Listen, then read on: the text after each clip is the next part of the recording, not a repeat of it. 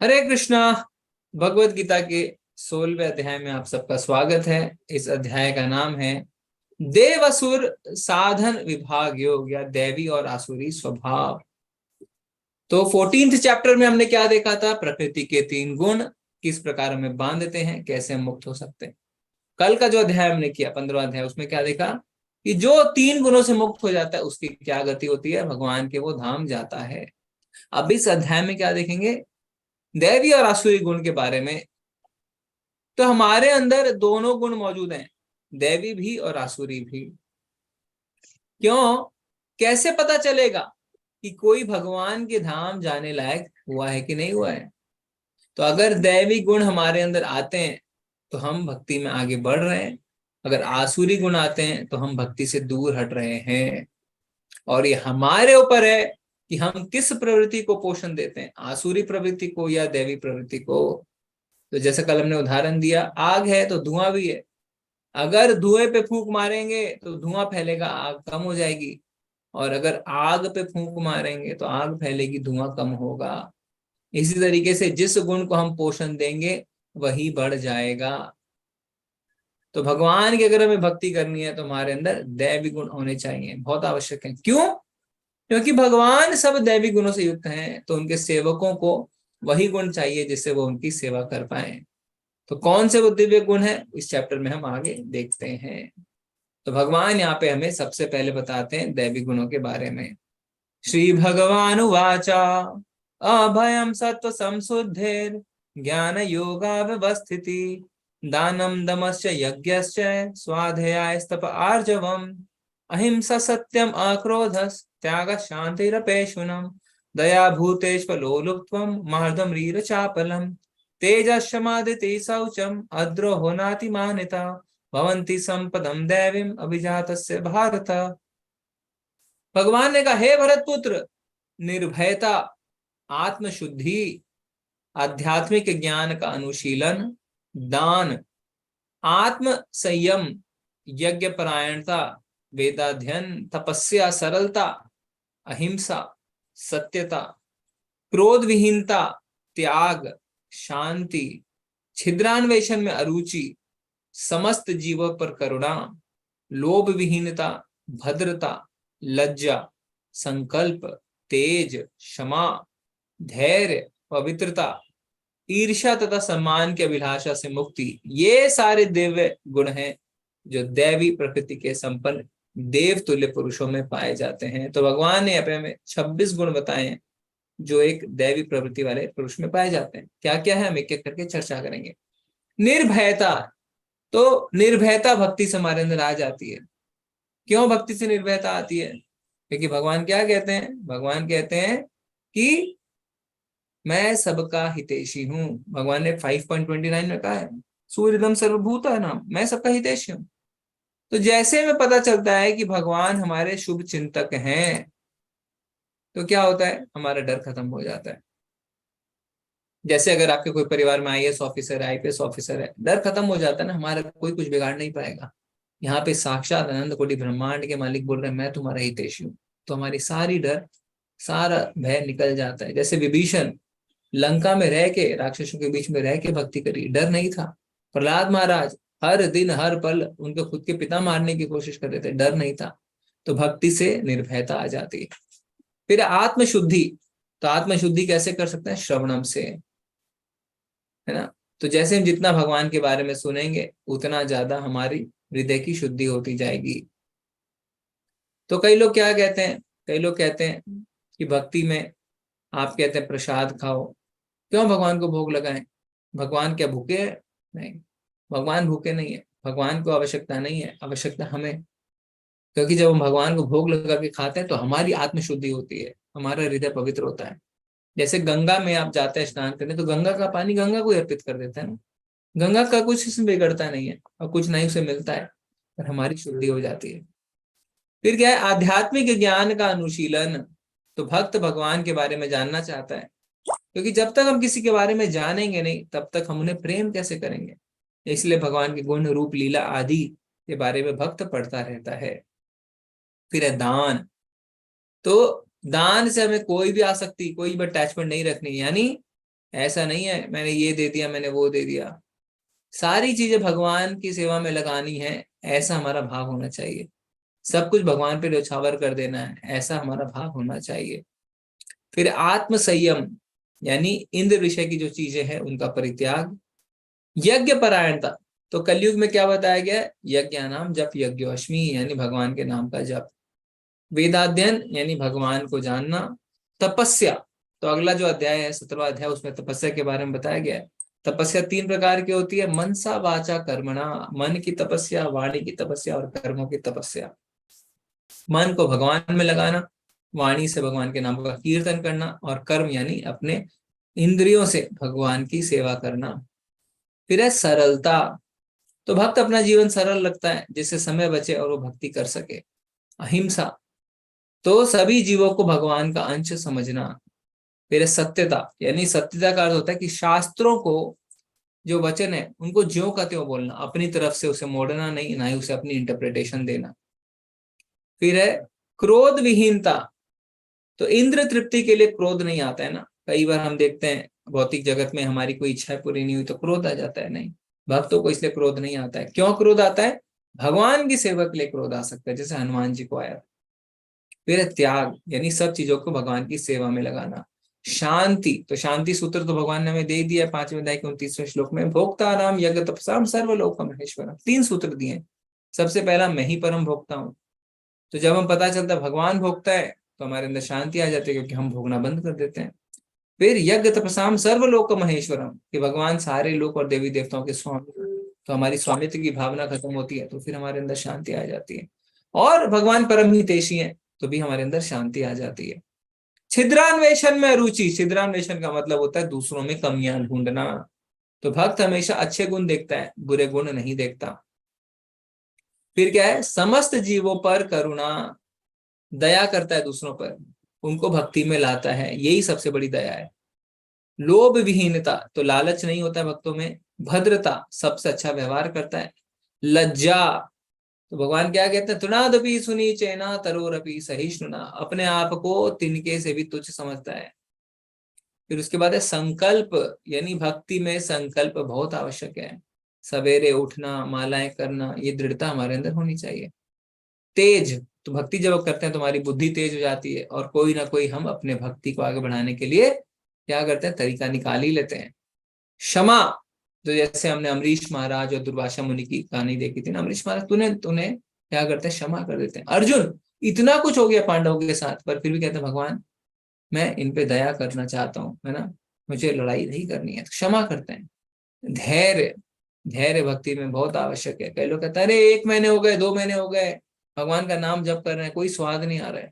अरे करोड़ों करोड़ों जन्मों से आपके हृदय पे इतनी मोटी परत जमी है, समय लग सकता है, तो धैर्य रखना बहुत आवश्यक है। पवित्रता, तो शरीर की पवित्रता तो सब जानते हैं, पर आत्मा की पवित्रता भी आवश्यक है। चेतो दर्पण मार्जनम, ईर्ष्या तथा सम्मान की अभिलाषा से मुक्ति, मतलब भक्त किसी से ईर्ष्या नहीं करता है, और ना ही कोई काम अटेंशन के लिए करता है कि लोग मुझे देखें और मेरी तारीफ करें। ठीक है, तो ये जो है 26 गुण, उसके लिए प्रभुपाद जी क्या कहते हैं? 1 से 3 श्लोक में उल्लिखित ये सभी 26 गुण पारलौकिक हैं। वर्णाश्रम धर्म के अनुसार इनका आचरण होना चाहिए। उन्हें सामाजिक और व्यावसायिक की विभिन्न स्थितियों के अनुसार विकसित किया जाना चाहिए। उद्देश्य यह है कि भले ही भौतिक स्थितियां दयनीय हो, यदि इन गुणों के अभ्यास पुरुषों के सभी वर्गों द्वारा किया जाए तो धीरे धीरे पारलौकिक बोध के उच्चतम मंच तक उठना संभव है। तो अभी किसी की स्थिति कैसी भी हो सकती है, पर अपने अपने कर्म और के अनुसार और गुणों के अनुसार अगर हम लगे रहें तो क्या होगा? अपने आप सारे गुण प्रकट होने लगेंगे। अभी भगवान किसके बारे में बताएंगे? असुरों के बारे में। दम्भो दर्पोऽभिमानश्च क्रोध पारुषमेव च अज्ञानम चाभिजातस्य पात संपादमासुरीम्। हे पितापुत्र, दंभ, दर्प, अभिमान, क्रोध, कठोरता तथा अज्ञान, ये सारे आसुरी स्वभाव वालों के गुण हैं। तो भगवान ने इतने सारे गुण बताए, किसके बारे में? देवतुल्य पुरुष के बारे में। अब कुछ गुण बताएंगे असुरों के बारे में, और हम भी ध्यान से देखें कहीं हमारे अंदर ये गुण तो नहीं है। दंभ, दंभ मतलब अहंकार, अपने आप को वो समझना जो हम नहीं है। जैसे रावण हिरण्यकश्यप अपने आप को भगवान मानते थे, जबकि वो भगवान नहीं थे। फिर दर्प, दर्प मतलब गर्व होना, जो है उसका घमंड। क्या क्या हो सकता है? आपकी भौतिक संपदा, आपका ऐश्वर्य, आपका जन्म, आपका पद, आपकी सुंदरता, है ना, आपकी कद काठी, आपकी लंबाई, आपका गोरापन, किसी भी चीज पे आपको गर्व हो सकता है। इसे कहते हैं दर्प। तो असुर लोगों में दर्प दर्प पाया जाता है। फिर अभिमान। अभिमान मतलब प्रशंसा की अपेक्षा। हर जगह जाते हैं और सोचते हैं मेरी तारीफें हो जाए, पर ऐसा संभव नहीं होता है ना। और जहां उनकी तारीफ नहीं होती है वहां क्रोधित हो जाते हैं और असुरी स्वभाव दिखाने लगते हैं। फिर है क्रोध। छोटी मोटी चीजों पे क्रोध हो जाता, क्रोध से सम्मोहित हो जाते हैं ना। हमने पढ़ा था दूसरे अध्याय के 62वें श्लोक में कि क्रोध आता है तो वो सम्मोहित हो जाते हैं, उन्हें मोह घेर लेता है, बुद्धि का नाश होता है और उनका पतन हो जाता है। 2.62 एंड 2.63।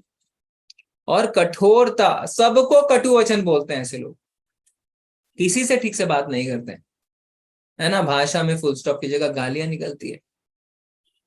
और भगवान को भी अनेक कटु शब्द बोलना शुरू कर देते हैं।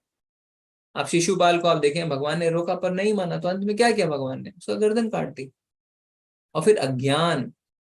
तो ऐसे लोग शास्त्र पढ़ते हैं पर किस लिए? जिससे उसका खंडन कर सकें, भगवान का खंडन कर सकें। तो ये गुण जो है ये आसुरी से स्वभाव वाले लोगों के हैं।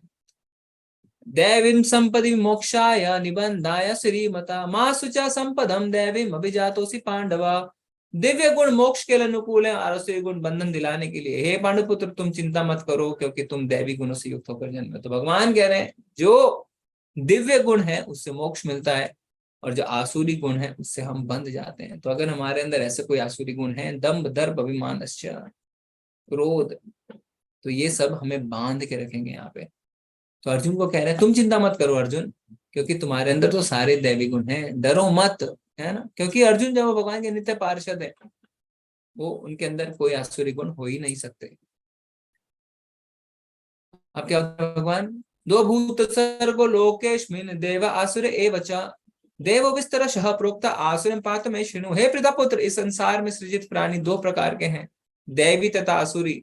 मैं पहले ही विस्तार से तुम्हें दैवी गुण बतला चुका, तो अब तुम मुझसे आसुरी गुणों के विषय में सुनो। और क्या बता रहे हैं भगवान आसुर लोगों के बारे में? प्रवृत्तिम च निवृत्तिम च जना ना विदुरासुरः ना शौचम ना चाचारो ना सत्यम तेषु विद्यते। जो आसुरी हैं वे यह नहीं जानते कि क्या करना चाहिए क्या नहीं। उनमें ना तो पवित्रता, ना उचित आचरण, ना ही सत्य पाया जाता है। तो क्या करते हैं आसुरी लोग? अज्ञान में होते हैं। ये सही ये गलत कुछ नहीं पता है, अपने आप को शरीर मानते हैं। क्यों? जिससे वो खुश हो जाए कि वही सही है। और जो चीज उन्हें सही लगती है उसी को मानते हैं, जो चीज उन्हें उनके लिए सही नहीं है उसको गलत मानते हैं। और पवित्रता, बाहर से हो सकता है बहुत पवित्र लगे, नीट एंड क्लीन, एकदम बढ़िया, पर आत्मा और मन उनका शुद्ध नहीं होता है। और आचरण के लिए क्या है? व्यवहार ठीक नहीं रखते हैं। और अगर वो किसी से ठीक व्यवहार करते भी हैं तो अपने स्वार्थ के लिए करते हैं। और सत्य नहीं बोलते, जिससे लाभ मिलता है वही बात बोलते हैं। तो ये सारे गुण किसके? असुर के। और कैसा होता है असुर? असत्यम प्रतिष्ठम ते जगत आहुरीन ईश्वरम अपरस्पर संभूतम किम अन्यत कम हेतुकम। वे कहते हैं कि यह जगत मिथ्या है, इसका कोई आधार नहीं है और इसका नियमन किसी ईश्वर द्वारा नहीं होता। उनका कहना है कि यह काम इच्छा से उत्पन्न होता है और काम के अतिरिक्त कोई अन्य कारण नहीं है। तो आजकल नास्तिक लोग हूबहू यही कहते हैं जो भगवान कह रहे हैं। वो कहते हैं इस जगत का कोई आधार नहीं है, ये जगत तो बुलबुला है, मिथ्या है, खुल के जियो, कोई नहीं देख रहा है ना। इसीलिए इंद्र तृप्ति में लग जाते हैं, काम इच्छा में लग जाते हैं और क्या कहते हैं कि हम शरीर हैं, हमें तो भोग करना चाहिए, शरीर एक दिन नष्ट हो जाएगा, चलो भोग करते हैं ना, जिंदगी ना मिलेगी दोबारा, खुल के जियो। ऐसी वाणी जो बोलता है वो असुर होता है। ऐसे निष्कर्मों का अनुगमन करते हुए आसुरी लोग जिन्होंने आत्मज्ञान खो दिया है और जो बुद्धिहीन है, ऐसे अनुपयोगी एवं भयावह कार्यों में प्रवृत्त होते हैं जो संसार का विनाश करने के लिए होता है। तो अपना नुकसान तो करते ही हैं, वो दूसरों का भी विनाश करते हैं, समाज का भी विनाश करते हैं। अब ये स्लाइड आप बड़े अच्छे से सुनिए। कभी ना संतुष्ट होने वाले, काम का आश्रय लेकर तथा गर्व के मद एवं मिथ्या प्रतिष्ठा में डूबे हुए आसुरी लोग इस तरह मोहग्रस्त होकर सदैव क्षणभंगुर वस्तुओं के द्वारा अपवित्र कर्म का व्रत लिए रहते हैं। उनका विश्वास है कि इंद्रियों की तुष्टि ही मानव सभ्यता की मूल आवश्यकता है। इस प्रकार मरण काल तक उनको अपार चिंता होती रहती है, वे लाखों इच्छाओं के जाल में बंद कर तथा काम और क्रोध में लीन होकर इंद्र तृप्ति के लिए अवैध ढंग से धन संग्रह करते हैं। तो क्या है, सुधरने का प्रयास नहीं करते हैं ऐसे लोग। जैसे व्रत ले रखा हो ना, डिटरमाइंड है कि मुझे तो गलत काम ही करना है। किस लिए? क्षण भंगुर सुख के लिए। पर जो बुद्धिमान होता है उसके लिए भगवान क्या कहते हैं, वो इंद्र तृप्तियों के लिए प्रयास नहीं करता, वो शाश्वत सुख खोजता है। यही संस्पर्शजा भोगा दुख एवते आद्य अंतवंत कौनते ना तेषु रमते बुधा। जो बुधा है, जो बुद्धिमान है, वो कभी भी इन चीजों में लिप्त नहीं होता। और इंद्र तृप्ति के लिए क्या करते हैं ऐसे लोग? धन संचित करते हैं, क्योंकि धन तो चाहिए ना, और गलत गलत तरीके में लग जाते हैं। और फिर उन्हें अपार चिंता होने लगती है। क्यों? शरीर त्यागते समय उन्हें लगता है हमें सब कुछ छोड़ के जाना पड़ेगा, मैंने इतनी मेहनत करी, इतना कमाया, मुझे सब छोड़ना पड़ेगा। तो हमेशा दुख में और चिंता में रहते हैं। तो यहाँ पे एक हम शास्त्रों से बहुत ही सुंदर उल्लेख लेने वाले हैं, और आप इस चीज को समझिए जो यहाँ पे चित्र दिया हुआ है। तो कलयुग आने का समय हो जाता है, द्वापर का अंत रहता है, और उस समय परीक्षित महाराज रहते हैं, विश्व के राजा। परीक्षित महाराज कौन थे? अर्जुन के पौत्र, अभिमन्यु के पुत्र।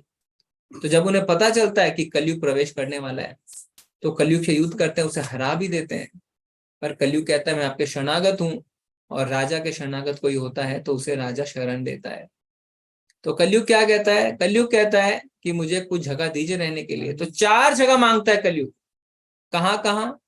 जहां अवैध संबंध हो, जहां जुआ खेला जाता हो, जहां मांस भक्षण हो, और जहां नशा किया जाता हो। तो ये 4 जगह कलयुग कहता है मुझे रहने दीजिए। क्यों? क्योंकि कलयुग धर्म के स्तंभों को घेरना चाहता था। कैसे? तो जहां अवैध संबंध है, वहां पवित्रता का स्तंभ जो है वो नहीं टिकता। तो कलयुग पवित्रता के स्तंभ को घेर लेता है। जहां जुआ खेला जाता है, वहां सत्यता का स्तंभ नहीं टिकता, तो कलयुग सत्यता को घेर लेता है। जहां मांस खाया जाता है, वहां दया का स्तंभ नहीं टिकता है, तो कलयुग दया को घेर लेता है। और जहां नशा किया जाता है, वहां तपस्या का स्तंभ नहीं टिकता, कलयुग तपस्या को घेर लेता है। ठीक है? तो जहां अवैध संबंध है, वहां पवित्रता नहीं है। जहां जुआ है, वहां सत्यता नहीं है। जहां मांस खाया जाता है, वहां दया नहीं है। और जहां नशा होता है, वहां तपस्या नहीं है। तो पवित्रता, सत्यता, तपस्या, दया, ये 4 जो है धर्म के स्तंभ, इन्हें कौन? कलयुग घेर लेता है। इसीलिए इस्कॉन में हम इन 4 नियमों का पालन करते हैं कि अवैध संबंध नहीं रखने हैं, जुआ नहीं खेलना है, मांस नहीं खाना है, और नशा नहीं करना है। ठीक है? तो परीक्षित महाराज पूछते हैं कि भगवान, जब वो सुखदेव गोस्वामी के पास रहते हैं, कि कलयुग तो इन 4 जगह में है, और कलयुग के जो लोग हैं वो तो कम आयु वाले हैं, कम बुद्धि वाले हैं, विचलित हैं, दुर्भाग्यशाली हैं, तो कैसे बचेंगे? तो सुखदेव गोस्वामी कहते हैं क्या? केवल भगवान के नाम लेने से उनके पाप कर्म से वो मुक्त हो सकते हैं।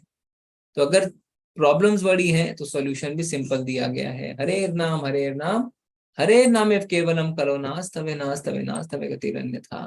कुछ नहीं करना है, सिर्फ भगवान का नाम लेना है। तो आप कहेंगे अरे ये हम विश्वास नहीं करते, तो थ्योरेटिकल आप बता रहे हैं। थ्योरेटिकल नहीं है, प्रभुपाद जी ने इसे प्रूव किया है। कैसे? प्रभुपाद जी कहाँ गए थे? अमेरिका गए थे।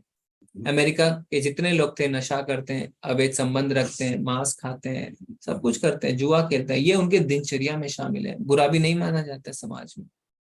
पर सारे लोगों ने, जिन्होंने प्रभुपाद जी के कीर्तन सुने, भगवान के नाम का जप किया, सारी चीजें छोड़ दी। सोचिए, एक फॉरेनर के लिए इन सब चीजों को छोड़ना कोई आसान बात नहीं है। पर कैसे छोड़ा? जब प्रभुपाद जी के कीर्तन सुने। तो भगवान के नाम जप से ये सारी चीजें संभव हो सकती हैं। तो प्रभुपाद जी ने प्रूव भी कर दिया है। ओके। अनेक चित्त विभ्रांता मोह जाला समावृता प्रसक्ता काम भोगेशु पतंति नरकेषु चौ। इस प्रकार अनेक चिंताओं से उद्विग्न होकर तथा मोह जाल में बंद कर वे इंद्रिय भोग में अत्यधिक आसक्त हो जाते हैं और नरक में गिरते हैं। तो जो असुरी लोग होते हैं वो क्या होता है? चिंता से ग्रसित हो जाते हैं।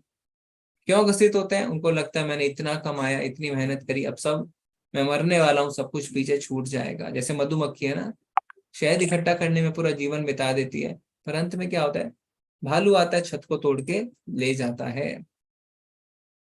अहंकारम बलम दर्पम कामम क्रोधम च संशितः मामात्म पर देहेशु प्रद्विषंतो वसूयका।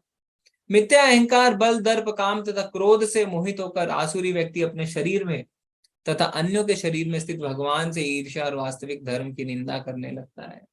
तो आसुरी व्यक्ति क्या करता है, अपने आप को शरीर मानता है, थोड़ी पावर मिल जाए तो अपना वास्तविक स्वरूप दिखाने लगता है। तो कहते हैं ना, अगर किसी का असली नेचर जानना है तो थोड़ी सी पावर दे दीजिए उन्हें और देखिए वो कैसे बिहेव कर रहे हैं। तो आसुरी जो होता है, पावर मिलते हैं उसका दुरुपयोग करते हैं। पहले तो हाथ जोड़ के खड़े रहेंगे, पर बाद में ठीक से बात भी नहीं करेंगे सबसे, अपने बल का उन्हें घमंड हो जाता है और भगवान से ईर्ष्या करने लगते हैं, उनकी निंदा करने लगते हैं ना। जैसे शिशुपाल पहले भगवान से ईर्ष्या करता था, फिर निंदा भी करने लगा, तो क्या हुआ, सुदर्शन चक्र ने उसकी गर्दन काट दी। एक तरीके से भगवान ने कृपा ही करी है, जिसके पाप कट गए ना, नहीं तो पाप और बढ़ते जाते हैं। जो लोग ईर्ष्यालु तथा क्रूर है, नराधम है, उन्हें मैं निरंतर विभिन्न आसुरी योनियों में भवसागर में डालता रहता हूँ। तो जो दैवी गुण वाले हैं, भगवान कहते हैं वो मेरे धाम जाते हैं, पर जो आसुरी गुण वाले हैं, भगवान क्या कहते हैं, जब तक साफ नहीं होगे तब तक मैं धोता रहूंगा। जैसे गंदे कपड़ों को हम धोते रहते हैं ना, उनको पीटते रहते हैं, भिगोते रहते हैं, तो भगवान भी हमें इसी तरीके से करते रहते हैं जब तक हम शुद्ध और स्वच्छ ना हो जाएं।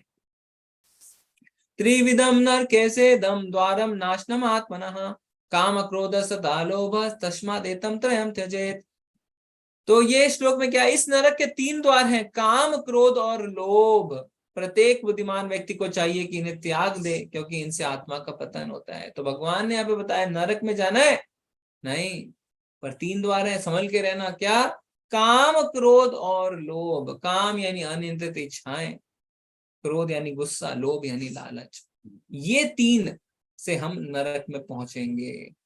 तो इन तीनों पे हमें क्या करना है, इन तीनों को वश में करना है।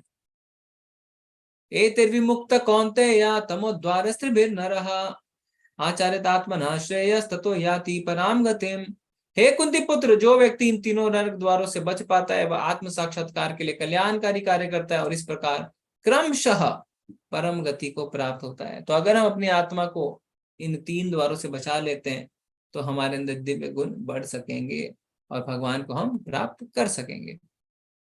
यह शास्त्रविधिम उत्सृज्य वर्तते कामकारतः न स सिद्धिम वापनोति न सुखम न पराम गतिम।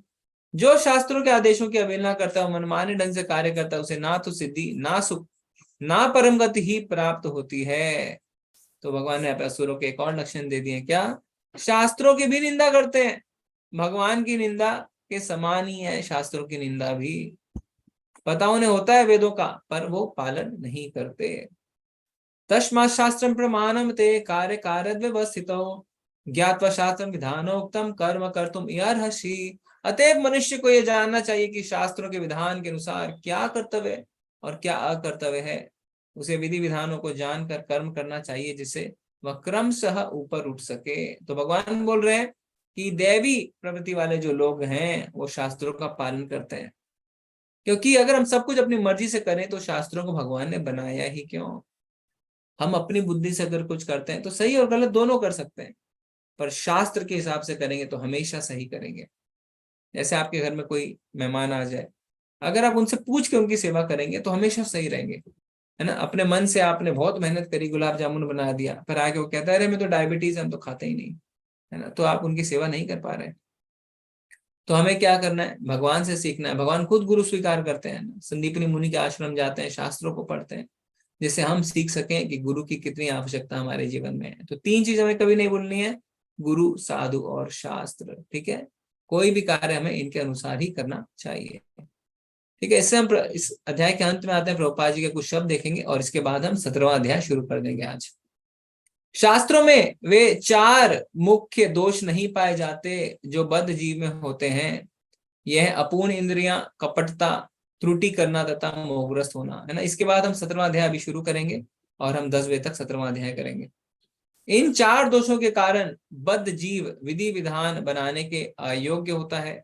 अतः विधि विधान जिनका उल्लेख शास्त्र में होता है, जो इन दोषों से परे होते हैं, सभी बड़े बड़े महात्माओं, आचार्यों तथा महापुरुषों द्वारा बिना किसी परिवर्तन के स्वीकार किए जाते हैं। तो प्रश्न उठता है कि हम शास्त्रों को माने तो क्यों माने। क्योंकि हमारे अंदर 4 दोष पाए जाते हैं जो शास्त्रों में नहीं पाए जाते हैं। शास्त्र पूर्ण है।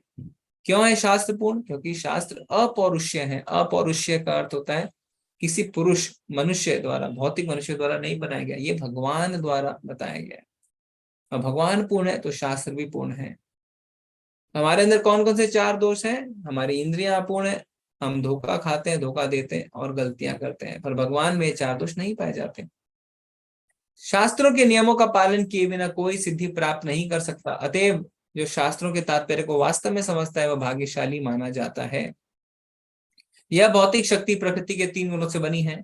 इसके पूर्व भी भगवान के ज्ञान का मार्ग खुले, मनुष्य को कम से कम सतोगुण तक ऊपर उठना चाहिए। दूसरे के लिए यदि उपयुक्त तथा प्रमाणिक गुरु का मार्गदर्शन प्राप्त हो जाता है तो उसका जीवन सफल हो जाता है, क्योंकि गुरु उच्च पद की ओर उन्नति का मार्ग दिखाते हैं। तो हमें क्या करना चाहिए? हमें गुरु, साधु और शास्त्री की शरण में जाना चाहिए। अब क्या कह रहे हैं? भगवान की सब बड़े बड़े महात्मा, उन्होंने शास्त्रों का पालन ही किया है, अपने नियम नहीं बनाए। तो हमें भी इसी चीज को क्या करना है? उनका अनुसरण करना है। अपने नियमों को बनाने की आवश्यकता नहीं है, जो शास्त्रों में लिखा है उसके हिसाब से हमें आगे बढ़ना है। ठीक है, ओके। तो अब इससे हमारा 16वां अध्याय खत्म हुआ। मैं 17वें अध्याय का प्रेजेंटेशन लगाता हूँ जी। प्रश्न हम एक साथ ले लेंगे बाद में। ओके, हरे कृष्णा। तो भगवत गीता के 17वें अध्याय में आप सबका स्वागत है। इस अध्याय का नाम है श्रद्धात्रय विभाग योग, श्रद्धा के विभाग। ये भी काफी इंपॉर्टेंट चैप्टर है कि जीवन किस तरह तीनों गुणों से प्रभावित होता है। और इसमें क्या क्या पॉइंट हम आज देखने वाले हैं। श्रद्धा कैसे तीनों गुणों से प्रभावित होती है, हमारा भोजन जो हम खा रहे हैं वो कैसे तीनों गुणों से प्रभावित होता है, हमारा यज्ञ, हमारी तपस्या और हमारा दान, ये कैसे तीनों गुणों से प्रभावित होता है। तो बहुत कुछ है इस अध्याय में सीखने के लिए, आप सब अच्छे से इसको सुने। ओके, तो इस अध्याय की शुरुआत अर्जुन करते हैं। अर्जुन उवाचा ये शास्त्रविधिम उत्सृज्य यजन्ते शतयान्वितः तेषां निष्ठा का कृष्ण सत्वमाहो रजस्तमा। अर्जुन ने कहा, हे कृष्ण, जो लोग शास्त्र के नियमों का पालन ना करके अपनी कल्पना के अनुसार पूजा करते हैं उनकी स्थिति कौन सी है, सतोगुनी, रजोगुनी या तमोगुनी। तो प्रश्न बहुत अच्छा है। तो पिछला जो भी हमने अध्याय देखा, 16वां अध्याय, उसमें हमने क्या देखा कि असुर लोग जो है वो शास्त्रों का खंडन करते हैं। पर अर्जुन पूछ रहे हैं कि कुछ लोग होते हैं, असुर नहीं है, मन में श्रद्धा है पर मन मुताबिक पूजा करते हैं, यानी शास्त्रों के अनुसार नहीं करते हैं, निष्ठा है। तो उनकी श्रद्धा क्या तीनों गुणों से प्रभावित होती है? क्योंकि आजकल ज्यादातर लोग वैसे ही हो गए, अपने हिसाब से विधि बनाते हैं। अरे हमसे तो इतना ही होता है, हम तो इतना ही करेंगे, अरे जो शांति से हो जाए वो कर लो, है ना। कुछ भी अपना नियम बनाते हैं, कुछ भी नियम बनाते हैं। जैसे आप देखेंगे कसाई की दुकान में काली माँ की फोटो लगा लेते हैं, पान की दुकान में शिव जी के लिए क्या क्या कुछ करते रहते हैं। तो अर्जुन पूछ रहे ऐसे लोगों का क्या होता है। तो भगवान क्या कह रहे हैं? श्री भगवान उवाच त्रिविधा भवति श्रद्धा देहिनां स स्वभावजा सात्विकी राजसी चैव तामसी चेति ताम शृणु। भगवान ने कहा, देहधारी जीव द्वारा अर्जित गुणों के अनुसार उसकी श्रद्धा 3 प्रकार की हो सकती है, सतोगुनी, रजोगुनी और तमोगुनी। अब इसके विषय में सुनो। भगवान कहते हैं, अर्जुन, ये जो श्रद्धा है लोगों की, ये 3 गुणों से प्रभावित होती है। तो जो मनमाने ढंग से पूजा करते हैं उनकी श्रद्धा प्रभावित होती है ना। कई लोग नौकरी पाने के लिए, अच्छा पति पाने के लिए देवी देवताओं के पास जाते हैं, तो रजोगुण से प्रभावित है ना। रजोगुनी क्या करते हैं? कुछ भी करने को तैयार रहते हैं, बस उन्हें अपना भौतिक लाभ चाहिए, काम पूरा हो जाना चाहिए, कठिन उपवास करेंगे, सीढ़ियां चढ़ेंगे, सब कुछ करेंगे। तो ये श्रद्धा जो है ये है रजोगुनी श्रद्धा। तमोगुनी श्रद्धा, अंगारों पे चलेंगे पर कहेंगे भगवान का नाम ले लो, नहीं, भगवान का नाम हम नहीं ले पाएंगे। तो ऐसे लोग जब तक भक्तों के संपर्क में नहीं आते हैं तब तक उनका कुछ भी नहीं हो सकता है। इसीलिए गुरु, साधु और शास्त्र का संग बहुत आवश्यक है। हे भरत पुत्र, विभिन्न गुणों के अंतर्गत अपने अपने अस्तित्व के अनुसार मनुष्य एक विशेष प्रकार की श्रद्धा विकसित करता है। अपने द्वारा अर्जित गुणों के अनुसार ही जीव को विशेष श्रद्धा से युक्त किया जाता है। तो भगवान बोल रहे हैं कि जो जिस गुण में है श्रद्धा वैसी होगी। जो सतोगुनी है उसकी श्रद्धा भी सतोगुनी होगी, जो रजोगुनी है उसकी श्रद्धा भी रजोगुनी होगी, और जो तमोगुनी है उसकी श्रद्धा भी तमोगुनी होगी। तो यहाँ पे हम देखेंगे क्या, यजन्ते सात्विका देवान यक्ष रक्षांसि राजसा प्रेतान भूतागणश्चान्य यजन्ते तामसा जना सतोगुणी व्यक्ति देवताओं की पूजा करते हैं, जैसे आप चित्र में देख सकते हैं, सतोगुण वाले देवताओं के पास जाते हैं। रजोगुणी यक्षों और राक्षसों की पूजा करते हैं, फिल्म स्टार की पूजा करेंगे, नेताओं की पूजा करेंगे, इसलिए उन्हें चाहिए चीजें। और तमोगुणी व्यक्ति भूत प्रेतों के पास जाते हैं। तो किस तरीके से हम जैसी श्रद्धा में, हम जैसे गुण में होते हैं, हमारी श्रद्धा भी वैसी ही होती है। ठीक है। जो लोग दम तथा अहंकार से विभूत होकर शास्त्र विरोधी कठोर तपस्या व्रत करते हैं, जो काम तथा आसक्ति द्वारा प्रेरित होते हैं, जो मूर्ख हैं तथा शरीर के भौतिक तत्वों के प्रति को तत्वों को तथा शरीर के भीतर स्थित परमात्मा को कष्ट पहुंचाते हैं, वह असुर कहे जाते हैं। तो कुछ लोग क्या करते हैं, शास्त्रों के विरुद्ध काम करते हैं ना, शरीर को बहुत कष्ट पहुंचाते हैं, क्यों? काम से प्रेरित होकर हमारी इच्छा पूरी हो जाए। ऐसे रावण, हिरण्यकशिपु इतनी कठिन तपस्या करते हैं। आप देखिए ऊपर चित्र में, हिरण्यकशिपु के शरीर में दीमक लग गए हैं, पर फिर भी वो तपस्या करे जा रहे हैं। कई लोग अपने सर को मिट्टी में घुसा लेते हैं। तो इस तरीके की जो तपस्या है, उससे हमारे हृदय में परमात्मा को भी कष्ट होता है। अब हम आते हैं भोजन में। तो हमने देख लिया हमारी श्रद्धा 3 गुणों से प्रभावित होती है। भोजन हमारा जो हम खा रहे हैं वो भी 3 गुणों से प्रभावित होता है। कैसे? जो भोजन सात्विक व्यक्तियों को प्रिय होता है, वह आयु बढ़ाने वाला, जीवन को शुद्ध करने वाला तथा बल, स्वास्थ्य, सुख तथा तृप्ति प्रदान करने वाला होता है। ऐसा भोजन रसमय, स्निग्ध, स्वस्थ, प्रत तथा हृदय को भाने वाला होता है। तो भगवान कह रहे हैं सतोगुनी जो खाना है वो क्या होता है? सतोगुनी खाना खाने से हमें तृप्ति मिलती है, हमारी आयु बढ़ती है। तो क्या क्या हो सकता है ऐसा खाना? चावल, दाल, रोटी, है ना, दूध, फल, फ्रूट इत्यादि। शुरू से अंत तक इसमें सुख ही सुख है। रजोगुनी खाना क्या होता है? अत्यधिक तिक्त, खट्टे, नमकीन, गरम, चटपटे, शुष्क तथा जलन उत्पन्न करने वाले भोजन रजोगुनी व्यक्तियों को प्रिय होते हैं। ऐसे भोजन दुख, शोक तथा रोग उत्पन्न करने वाले होते हैं। तो रजोगुनी व्यक्ति क्या करता है? फास्ट फूड आइटम, तला हुआ खाना, सूखा हुआ, पेट में जलन पैदा करने वाला फास्ट फूड, मसाले वाली चीजें, इससे भगवान कह रहे हैं कि हमें दुख होता है, शोक होता है और रोग उत्पन्न होते हैं। तो डॉक्टर तक के पास हम जब जाते हैं, डॉक्टर क्या कहते हैं? तेली चीज कम करिए, मसाले कम करिए। तो डॉक्टर के पास जाने की आवश्यकता नहीं है। भगवान भगवत गीता में कह रहे हैं कि ये चीज कम खाओ, नहीं तो इससे तुम्हें दुख होगा। तो इसे कहते हैं रजोगुनी खाना। और तमोगुनी क्या होता है?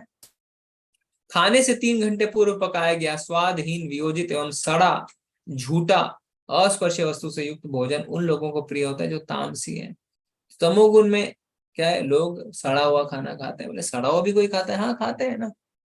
देखिए चीज वगैरह है ना, आप देख सकते हैं स्क्रीन पे, कासू मारसू ये खाया जाता है कहीं, इसमें लाइव कीड़े होते हैं, लोग खाते हैं ऐसे। चीज सड़ा हुआ ही होता है। और एक सबसे फेमस चीज सड़ी हुई जो लोग करते हैं, क्या? शराब। शराब का अर्थ ही होता है सड़ा हुआ पानी, और उसे बहुत ही मजे से पीते हैं लोग। तो ये जो है वो होता है तमोगुणी खाना। ठीक है। 3 घंटे पूर्व पकाया हुआ, तो हमें ऐसा नहीं है बासी पका के रख देना। हाँ, एक बार पकाने के बाद अगर भगवान को भोग लगा रहे हैं तब उसे फ्रिज में रख सकते हैं। और अस्पर्शीय, जैसे कोरोना में ना किसी व्यक्ति ने अगर स्पर्श कर दिया तो नहीं खाते हैं। तो इसी तरीके से गंदी जगह पे हमें खाना नहीं रखना चाहिए। तो भगवान ने हमें यहाँ पे अपने खाने के बारे में बता दिया।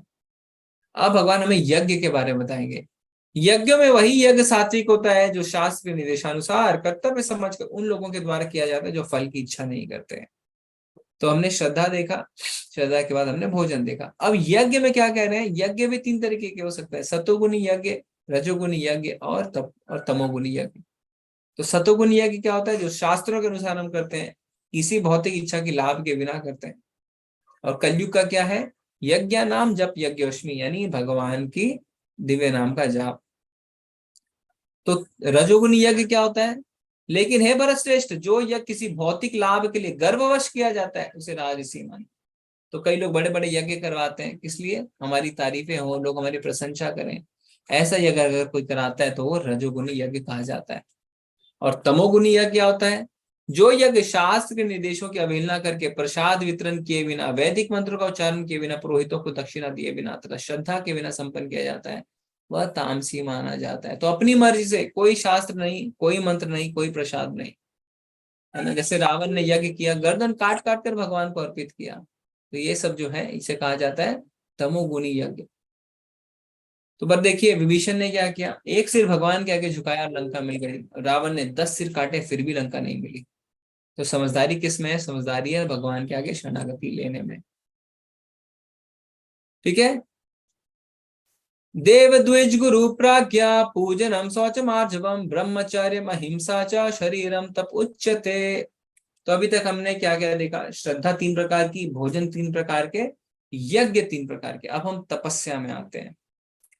तो परमेश्वर, ब्राह्मणों, गुरु, माता पिता जैसे गुरुजनों की पूजा करना तथा पवित्रता, सरलता, ब्रह्मचर्य और अहिंसा ही शारीरिक तपस्या है। तो तपस्या 3 तरीके की होती है, मनसा वाचा कर्मणा। मन की तपस्या, वाणी की तपस्या, शरीर की तपस्या। तो सबसे पहले हम देखते हैं शरीर की तपस्या।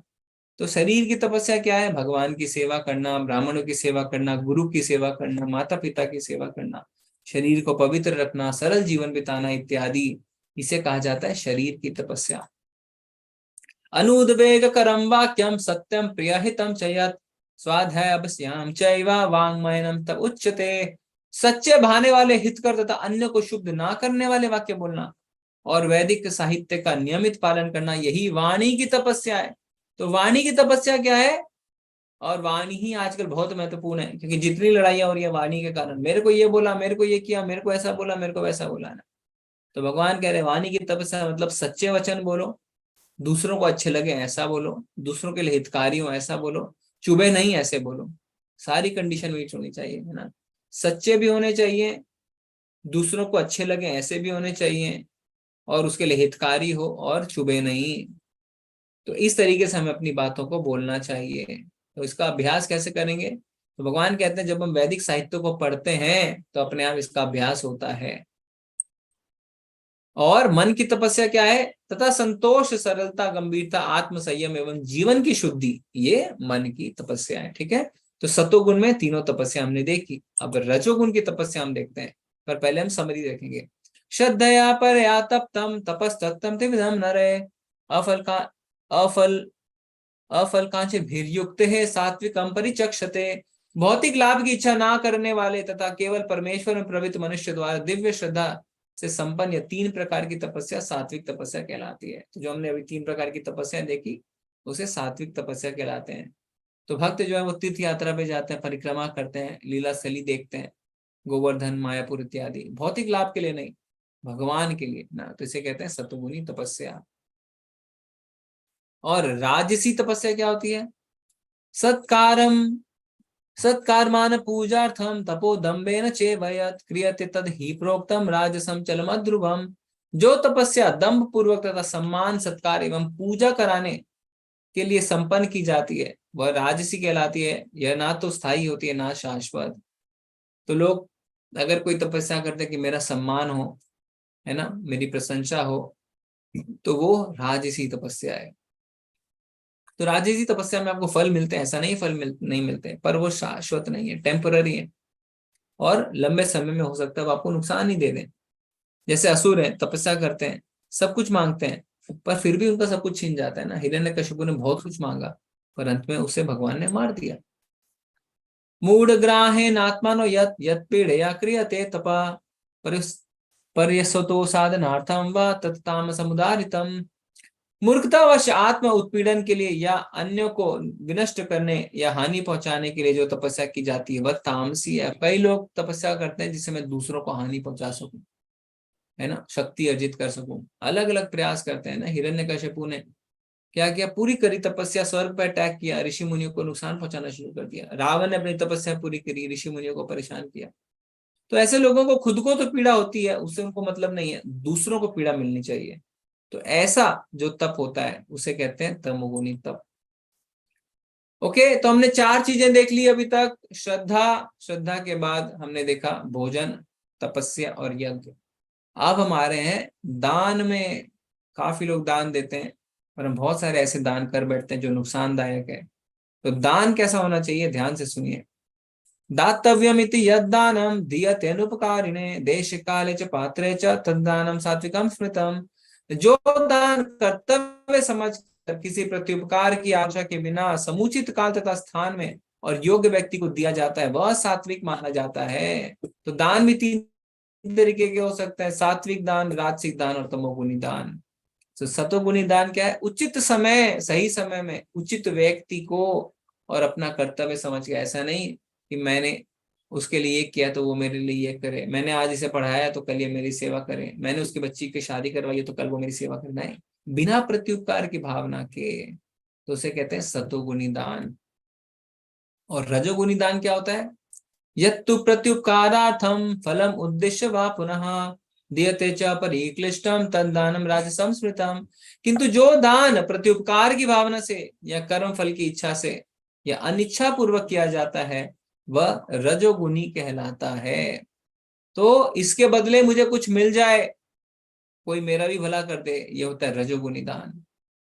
अनिच्छा पूर्वक, दोस्त यार चले गए, अचानक से किसी ने कहा दान दो, तो एक दोस्त ने दिया पर आपकी इच्छा नहीं थी, पर क्योंकि उसने दिया है तो आपको भी देना पड़ेगा, तो अनिच्छा पूर्वक जो दान दिया जाता है उसे कहते हैं रजोगुणी दान। और तमोगुणी दान क्या होता है? अदेश काले यद्दानम पात्रे भैश्य दीयते असत्कृतम अवज्ञातम तत्ताम समुदारितम। तथा जो दान किसी अपवित्र स्थान में अनुचित समय में किसी अयोग्य व्यक्ति को या बिना समुचित ध्यान तथा आदर के दिया जाता है वह तामसी कहलाता है। तो गंदी जगह है ना, जहां गलत काम हो रहे हो, जैसे आदमी देखिए बोले नशा करने के लिए पैसे दीजिए, तो ये तमोगुणी दान है। अनुचित समय में, बच्चे की एग्जाम अभी है, एग्जामिनेशन फीस जमा करना है पर आप बाद में पैसे जमा कर रहे हैं, अनुचित समय। ठंड अभी है, स्वेटर गर्मी में दे रहे हैं, अनुचित समय, तो ऐसा करने से तमोगुणी दान कहलाता है। और जो लायक नहीं था उसे दे दिया, ठीक है, बिना आदर के दे दिया, फेंक के दे दिया, गाड़ी से चलते चलते फेंक दिया, उसे सुना दिया कुछ, तो ये सब तमोगुणी दान कहलाता है। ठीक है, हम कुछ केस स्टडीज करेंगे अभी, तो आप सब चैट में मुझे जवाब दीजिएगा। ओके, तो हम कुछ आपको बताएंगे दान के एग्जाम्पल, आप बताइएगा वो कौन से गुण में आते हैं। तो एक व्यक्ति किसी के बर्थडे में जाता है, गिफ्ट लेके जाता है और उसके मन की भावना रहती है कि मेरे बर्थडे पे वो भी मुझे गिफ्ट देगा, तो ये कौन सा दान हुआ? कौन से गुण का दान हुआ? हाँ, रजोगुणी दान, बिल्कुल सही, क्योंकि उसके मन में रहता है कि मुझे भी बदले में कुछ मिले। ओके, दूसरा, एक व्यक्ति कोरोना के समय में किसी को सब्जियां, जैसा आपने चित्र में देखा, दान में देता है और उसे फेसबुक पे लगाता है इस भावना से कि दूसरे प्रेरित होंगे, दूसरों को प्रेरणा मिलेगी, तो ये कौन सा दान है? सतोगुनी दान, बिल्कुल सही, क्योंकि उसने फोटो इसलिए नहीं लगाई कि उसकी तारीफें हो, इसलिए लगाई कि दूसरों को प्रेरणा मिले। हाँ, तीसरा, आप रेलवे स्टेशन पे जाते हैं, कोई भिखारी दिखता है, उसको पैसे दे देते हैं, पैसे से वो नशा करता है, तो ये कौन सा दान हुआ? तमोगुनी दान, बिल्कुल सही, क्योंकि आपके पैसे का गलत इस्तेमाल किया है। तो आपको बहुत केयरफुल रहना है, कहीं भी आप पैसे दान में देते हैं, पैसों का दुरुपयोग अगर होता है तो वो आपको भी पाप लगता है। इसीलिए उचित समय उचित काल में उचित पात्र को, तो सबसे अच्छा दान है मंदिरों में दिया गया दान, जहाँ पे मंदिर निर्माण हो रहा है, भगवान की सेवा में पैसे लग रहे हैं, है ना। जैसे इस्कॉन में क्या होता है, फूड फॉर लाइफ, प्रसाद बांटा भी जाता है, तो डायरेक्टली नहीं करके मंदिर के थ्रू किया, प्रसाद भी मिल गया उनको, भगवान की भक्ति भी मिल गई, वैष्णवों को खाना खिला दिया, तो इस तरीके का दान जो है वो अच्छा माना जाता है।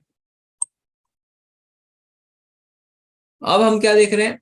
सृष्टि के आदिकाल में ओम तत्सत ये तीन शब्द पर ब्रह्म को सूचित करने के लिए प्रयुक्त किए जाते रहे हैं। ये तीनों सांकेतिक अभिव्यक्तियां ब्राह्मणों द्वारा वैदिक मंत्रों का उच्चारण करते समय तथा ब्रह्म को संतुष्ट करने के लिए यज्ञों के समय प्रयुक्त होती थी। ओम यानी ऋग्वेद, तत्सत यानी छांदोग्य उपनिषद। तो कई लोग कहते हैं कि दान से भी तो हम तीन गुणों में बंध जाते हैं, है ना, कई कह सकते हैं, तो पर भगवान कहते हैं यज्ञ, तपस्या और दान, ये तीन कार्य हमें कभी भी त्यागने नहीं चाहिए। क्या क्या? यज्ञ, तपस्या और दान, ये तीनों करते रहना चाहिए। और ये करते समय हमारी भावना कैसी होनी चाहिए? ओम तत्सत। तो जो भी पहले हम कार्य करें हम बोले ओम तत्सत। इसका अर्थ क्या है हम आगे देखते हैं। अतएव योगी जन ब्रह्म की प्राप्ति के लिए शास्त्र विधि के अनुसार यज्ञ, दान तथा तप की समस्त क्रियाओं का शुभारंभ सदैव ओम से करते हैं। तो शुभारंभ कैसे करना है? ओम। ओम मतलब विष्णु, ये सर्वोच्च लक्ष्य को इंगित करने के लिए वैदिक भजनों की शुरुआत में रखा गया। तो सबसे पहले हम क्या बोलते हैं? ओम, चाहे दान करें, चाहे यज्ञ करें, चाहे तपस्या करें। ओम यानी भगवान विष्णु, है ना, भगवान कहते भी है ना मैं मंत्रों में ओमकार हूं, ठीक है। मनुष्य को चाहिए कि कर्म फल की इच्छा किए बिना विविध प्रकार के यज्ञ तप तथा दान को तत् शब्द कहकर संपन्न करे। ऐसी दिव्य क्रियाओं का उद्देश्य भव बंधन से मुक्त होना है। जब हम उस कार्य को कर लें, दान दे लें, तप कर लें, यज्ञ कर लें, उसके बाद हमें क्या बोलना चाहिए? तत्। तत् मतलब कुछ भी मेरा नहीं है, सब भगवान का है, आपको अर्पित करते हैं, इसका मतलब होता है तत्। तो भगवान की सेवा में प्रयोग होना चाहिए। ठीक है, जैसे गंगा का पानी गंगा को अर्पित करते हैं। ओके, तो जैसे हमने एक स्टोरी देखी थी ना, राजा नृग की, 1000 गाय दान में देते हैं, छिपकली बन जाते हैं, क्योंकि ओम तत्सत की भावना से नहीं करते, वो फल की भावना से करते हैं। परम सत्य भक्ति में यज्ञ का लक्ष्य है और उसे सत्य शब्द से अभिहित किया जाता है। हे पिता पुत्र, ऐसे यज्ञ का संपन्न करता भी सत्य कहलाता है। जिस प्रकार यज्ञ तप तथा दान के सारे कर्म भी जो परम पुरुष को प्रसन्न करने के लिए संपन्न किए जाते हैं, सत्य है। सत्य का अर्थ है शाश्वत। प्रभु की सेवा के लिए की गई गतिविधियां सत्य को प्रकट करती हैं। इस तरह की गतिविधियों में क्रियाओं का प्रदर्शन शाश्वत हो जाता है। गतिविधियों का उद्देश्य शाश्वत है और गतिविधियों के लाभ शाश्वत है। तो सत्य का मतलब शाश्वत। तो भौतिक इच्छा से अगर हम कुछ करते हैं तो लाभ हमें मिलेंगे, पुण्य मिलेंगे, पर जब पुण्य खत्म हो जाएंगे तो क्या होगा? क्षीणे पुण्य मत्ते लोकम विसंति, आपको ना भेज दिए जाएंगे यहाँ पे। तो शाश्वत लाभ अगर हमें पाना है तो हमें भगवान के लिए करना है। तो भगवान शाश्वत है, जीवात्मा शाश्वत है, और भगवान का जो उनसे संबंध है भक्ति का, वो भी शाश्वत है। तो हम भक्ति की गतिविधियों में जो भी दान करते हैं वो शाश्वत होता है। तो सबसे पहले क्या बोलना है? स्टार्ट करने से पहले ओम, फिर तत् बोलते हुए कार्य को करना है, और संपन्न करने के बाद बोलना है सत, यानी इसका फल भक्ति में शाश्वत हो। ओम तत्सत। अश्रद्धया हुतम दत्तम तपस्तप्तम कृतम च यत् असत् इत्युच्यते पार्था न च तत्प्रेतनो इह। हे पार्थ, श्रद्धा के बिना यज्ञ दान या तप के रूप में जो भी किया जाता है वह नश्वर है। अगर बिना श्रद्धा के कर रहे हैं तो नश्वर है, मतलब कोई फायदा नहीं है, वह असत कहलाता है और इस जन्म तथा अगले जन्म दोनों में ही व्यर्थ जाता है। तो भगवान कह रहे हैं कि अगर हम ओम तत्सत की भावना से नहीं करते हैं तो वो व्यर्थ जाएगा, बिना श्रद्धा के करते हैं तो व्यर्थ जाएगा।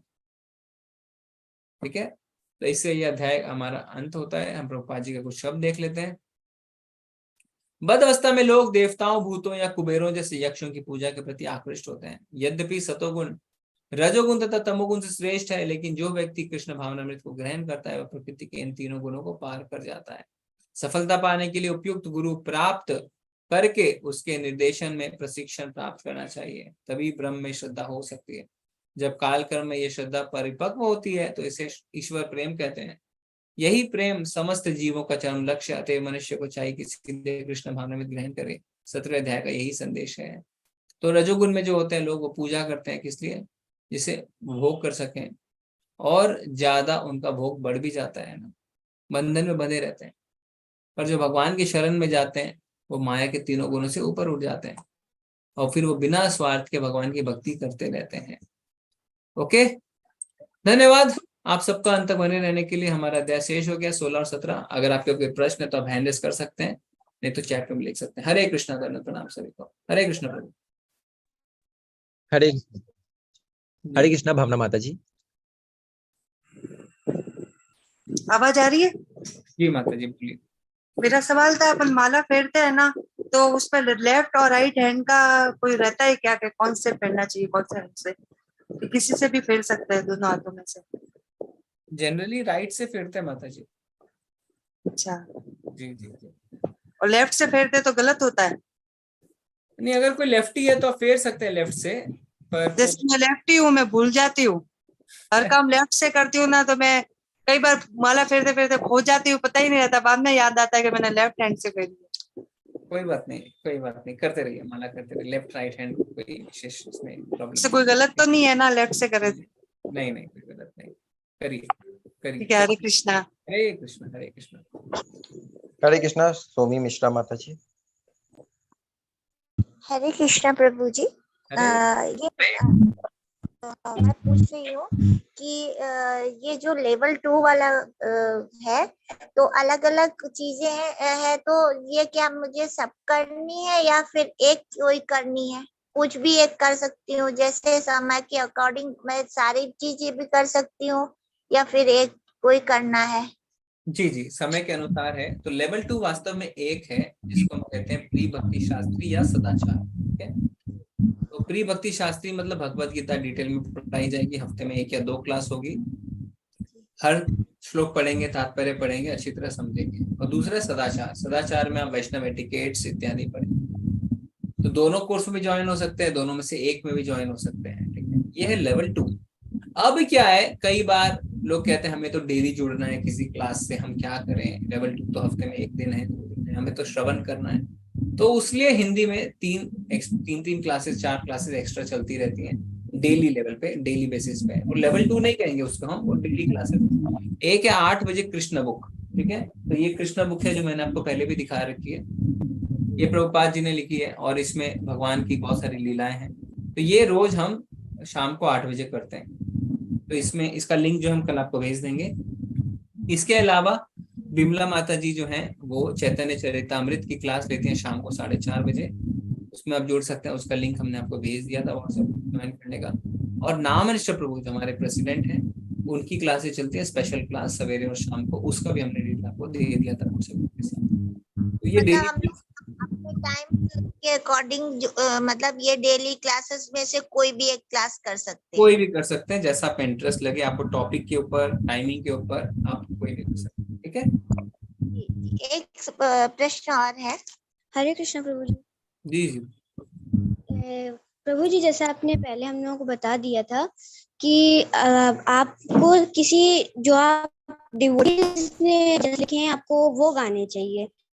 तो जैसे we are also a devotees, तो जो हमने लिखे हैं क्या हम उसे गा सकते हैं? आपने खुद कंपोज किए हैं, ऐसा बोल के खुद कंपोज किए हैं, खुद बनाए हैं वो गीत? माता जी आवाज नहीं आ रही है। आवाज नहीं आ रही है। जी जी माता जी आपकी आवाज नहीं आ रही, पर कहने का मतलब है डिवोटीज, मतलब actually we are trying to be devotees. भक्त बनना एक बहुत बड़ी चीज है। तो आचार्यों ने जो लिखे हैं ना, हम ऐसा बोलेंगे इसको, आचार्यों ने जो लिखे हैं, गोस्वामियों ने जो लिखे हैं, वो उनको करना चाहिए। ठीक है जी। धन्यवाद। हरे कृष्णा। हरे कृष्णा पंकजाक्षी माता जी। हरे कृष्ण प्रभु। हरे कृष्ण। माता जी अनम्यूट करिए फिर से। हरे कृष्ण प्रभु जी। हरे कृष्ण। प्रभु जी, ये ओम तत्सत, इसके बारे में दोबारा एक बार बोल दो फिर। ओम तत्सत का मतलब होता है कि हम सब कुछ भगवान को अर्पित कर रहे हैं, यानी सकाम कर्मों में नहीं फंस रहे हैं। तो अगर कोई दान करते हैं, तपस्या करते हैं, यज्ञ करते हैं, शुरू करने से पहले ओम, करते समय तत्, करने के बाद सत। तो इसका मतलब हो गया कि भगवान, ये जो भी हमने सब आपको अर्पित किया, हमें इसका कोई फल नहीं चाहिए। ठीक है, ठीक है, धन्यवाद प्रभु जी। हरे कृष्ण। ओम तत्सत। ओम तत्सत। हरे हरे कृष्ण। हरे कृष्णा राजन माता जी। हरे कृष्णा प्रभु जी। हरे कृष्ण माता जी। प्रभु जी, जैसे आपने अभी अभी सवाल किया था कि अगर रेलवे स्टेशन पे कोई भिखारी बैठा है और हम उसको पैसे दे रहे हैं और वो उस पैसे को गलत काम में यूज कर रहा है, तो वो तमोगुनी होता है।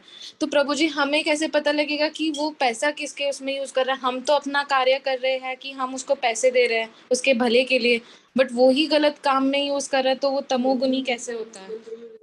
जी, तो हमारी जो जिम्मेदारी है वो पैसे देने तक खत्म नहीं हो जाती।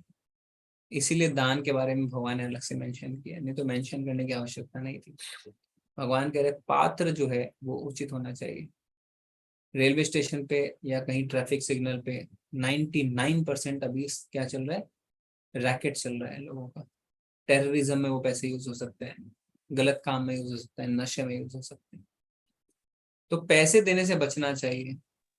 क्या कर सकते हैं, जनरली लोग झूठ आके बोलते हैं ना, मेरे बच्चे को खाना नहीं है, दूध नहीं है, इत्यादि इत्यादि, तो खरीद के दे दीजिए, खाना खरीद के दे दीजिए, दूध खरीद के दे दीजिए, दवाइयाँ खरीद के दे दीजिए, अगर सच में मदद करना चाहते हैं। कई लोग कहेंगे स्कूल के एडमिशन की फीस है वो, तो बोले ठीक है आप स्कूल का हमें डिटेल दे दीजिए, हम उनको बात करके पैसे ट्रांसफर कर देंगे। अगर सच में मदद करनी है तो ऐसा करें, पैसे देने से बचें। पैसे का बहुत गलत उपयोग हो सकता है। पूरी तरीके से श्योर अगर हैं आप, तो ही पैसे दें, क्योंकि अगर पैसे का गलत उपयोग हो गया है तो आप पाप के भागीदार बन जाएंगे। ठीक है जी प्रभु जी। जी। और प्रभु माता जी को अनम्यूट कर दीजिए। जी। और प्रभु जी जैसे हम पितरों का दान करते हैं और जैसे मंदिर में अगर देते हैं दान तो वो क्या वो किस उसमें आ जाता है फिर? मंदिरों में दिया गया दान जो है वो सतोगुनी दान है, क्योंकि वो भगवान की सेवा में इस्तेमाल होता है ना। जैसे अभी इस्कॉन में जहाँ से ये कोर्स हो रहा है, वहां पे मंदिर का निर्माण हो रहा है ना। अभी तक भाड़े के घर से मंदिर चल रहा था, अभी एक मंदिर बन रहा है, तो वहां पे कई लोग निर्माण के लिए दान दे रहे हैं अच्छी तरह। तो वो सब निर्माण जो है वो पता है आपको कि भगवान की सेवा में इस्तेमाल होना है। वहां पे वैष्णव बैठे हैं, वो अपनी जीवन को लगा दिए हैं, ब्रह्मचारी हैं, तो वो कोई नशा नहीं कर रहे हैं बैठ के वहां पे, तो वो आपको दिख रहा है, आपको सब कुछ पता है, तो वो सतोगुनी दान है। जी प्रभु जी, तो प्रभु जी हम लोग वो जैसे पितरों का दान होता है हम इस्कॉन टेम्पल में दे सकते हैं फिर? हाँ दे सकते हैं, कई वैष्णव यही करते हैं, क्योंकि जब वो भक्ति करने लगते हैं, कर्मकांड को बंद करने लगते हैं, तो जैसे कि जो पितरों का आता है ना श्राद्ध वगैरह, तो उसमें वो क्या करते हैं, मंदिरों में दान दे देते हैं। ठीक है प्रभु जी, धन्यवाद। हरे कृष्ण। हरे कृष्ण। हरे कृष्णा मनीषा माता जी। हरे कृष्णा प्रभु जी। हरे कृष्ण माता जी। मैं ये पूछना चाह रही हूँ कि ये अभी जो चल रहा है अधिक मास, तो इसमें हरी सब्जी खाने मना होती है, तो जैसे कि लौकी, तुरई, करेला ये सब भी मना होता है कि पत्ते वाली सब्जी? जी, तो सबसे पहले माता जी चतुर्मास के ये नियम है, अधिक मास का ये नियम नहीं। जी। तो अधिक मास के जो पत्ते का तो नियम था, पत्ता नहीं खाना है, लौकी, तुरई, परवल ये सब खा सकते हैं जी। और ये नियम पिछला जो महीना गया है ना, चतुर्मास का पहला महीना जो हाँ, 15 दिन जो सावन के गए हैं। 15 दिन नहीं माता जी, पर उससे पहले से एक हाँ, महीना। एकादशी से हो गया ना। हाँ एक महीना आषाढ़ मास से। हाँ एक महीना जो चतुर्मास का गया है ना, जी जी। उसमें ये नियम था। अब क्या है, चतुर्मास मतलब 4 महीने, एक महीना चला गया, बाकी 3 महीने जो है वो अभी बाद में आएंगे, क्योंकि बीच में आ गया अधिक मास। अधिक मास, हाँ। ये अधिक मास जो है, इसमें ये नियम नहीं है पत्ते वाला या कुछ भी, इसमें आप कर सकते हैं, कुछ भी खा सकते हैं। पर इसमें अलग ये रहता है कि ये महीना तपस्या का महीना है। तपस्या का महीना का मतलब है एक एक समय अनाज खाएं, बाकी समय फल फ्रूट खाएं, हाँ, दूध अनाज पीएं। तो मैं एक ही समय खा रही हूँ अभी। हाँ ये सब नियम करें, हाँ, भगवान एक का ज्यादा से एकासन का ज्यादा। पालन कर रही हूँ। हम्म, और एक ये है कि जैसे कि अभी आपने बताया ओम तत्सत, तो हम्म। जब हम पूजा करते हैं, माला करते हैं, तब भी ये बोलना होता है क्या? हाँ बोलिए ना, बोलते रहिए, अच्छी बात है। ओम तत्सत। जी, धन्यवाद। इसमें हरे बोला कृष्ण गया प्रभु। दान, यज्ञ और तपस्या, इन तीनों में, और माला जो कर रहे हैं वो तो यज्ञ ही है, तो बोलिए ओम तत्सत, है ना जी। हरे कृष्णा साहिल प्रभु जी। हरे कृष्णा प्रभु जी, दंडवत प्रणाम। प्रणाम प्रभु, हरे कृष्ण। मेरे दो छोटे छोटे क्वेश्चन थे। एक आपने बुक बोला था, easy journey to other planets, book पढ़ ली पूरी मैंने। पूरी हम्म। Easy journey to other planets आपने बोला था कि पढ़ सकते हैं, अच्छी बुक है, लिखी हुई है। तो उसमें से दो छोटे छोटे सवाल आए थे पूरी बुक में, जो मतलब क्यूरियोसिटी थी मतलब मेरे में, उसके अकॉर्डिंग।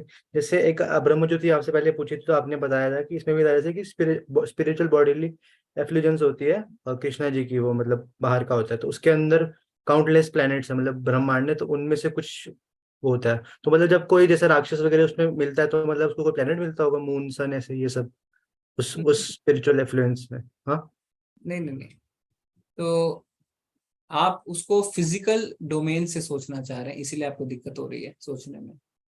आप चाह रहे हैं कि मुझे दिख जाए वो कोई, है ना, ऐसा ठीक है, लोग होते हैं, पर उसको फिजिकल भौतिक चीजों से संपर्क मत करिए, क्योंकि भौतिक जो दुनिया है वो खत्म हो जाती ठीक है है। ब्रह्मा जी के लोक तक।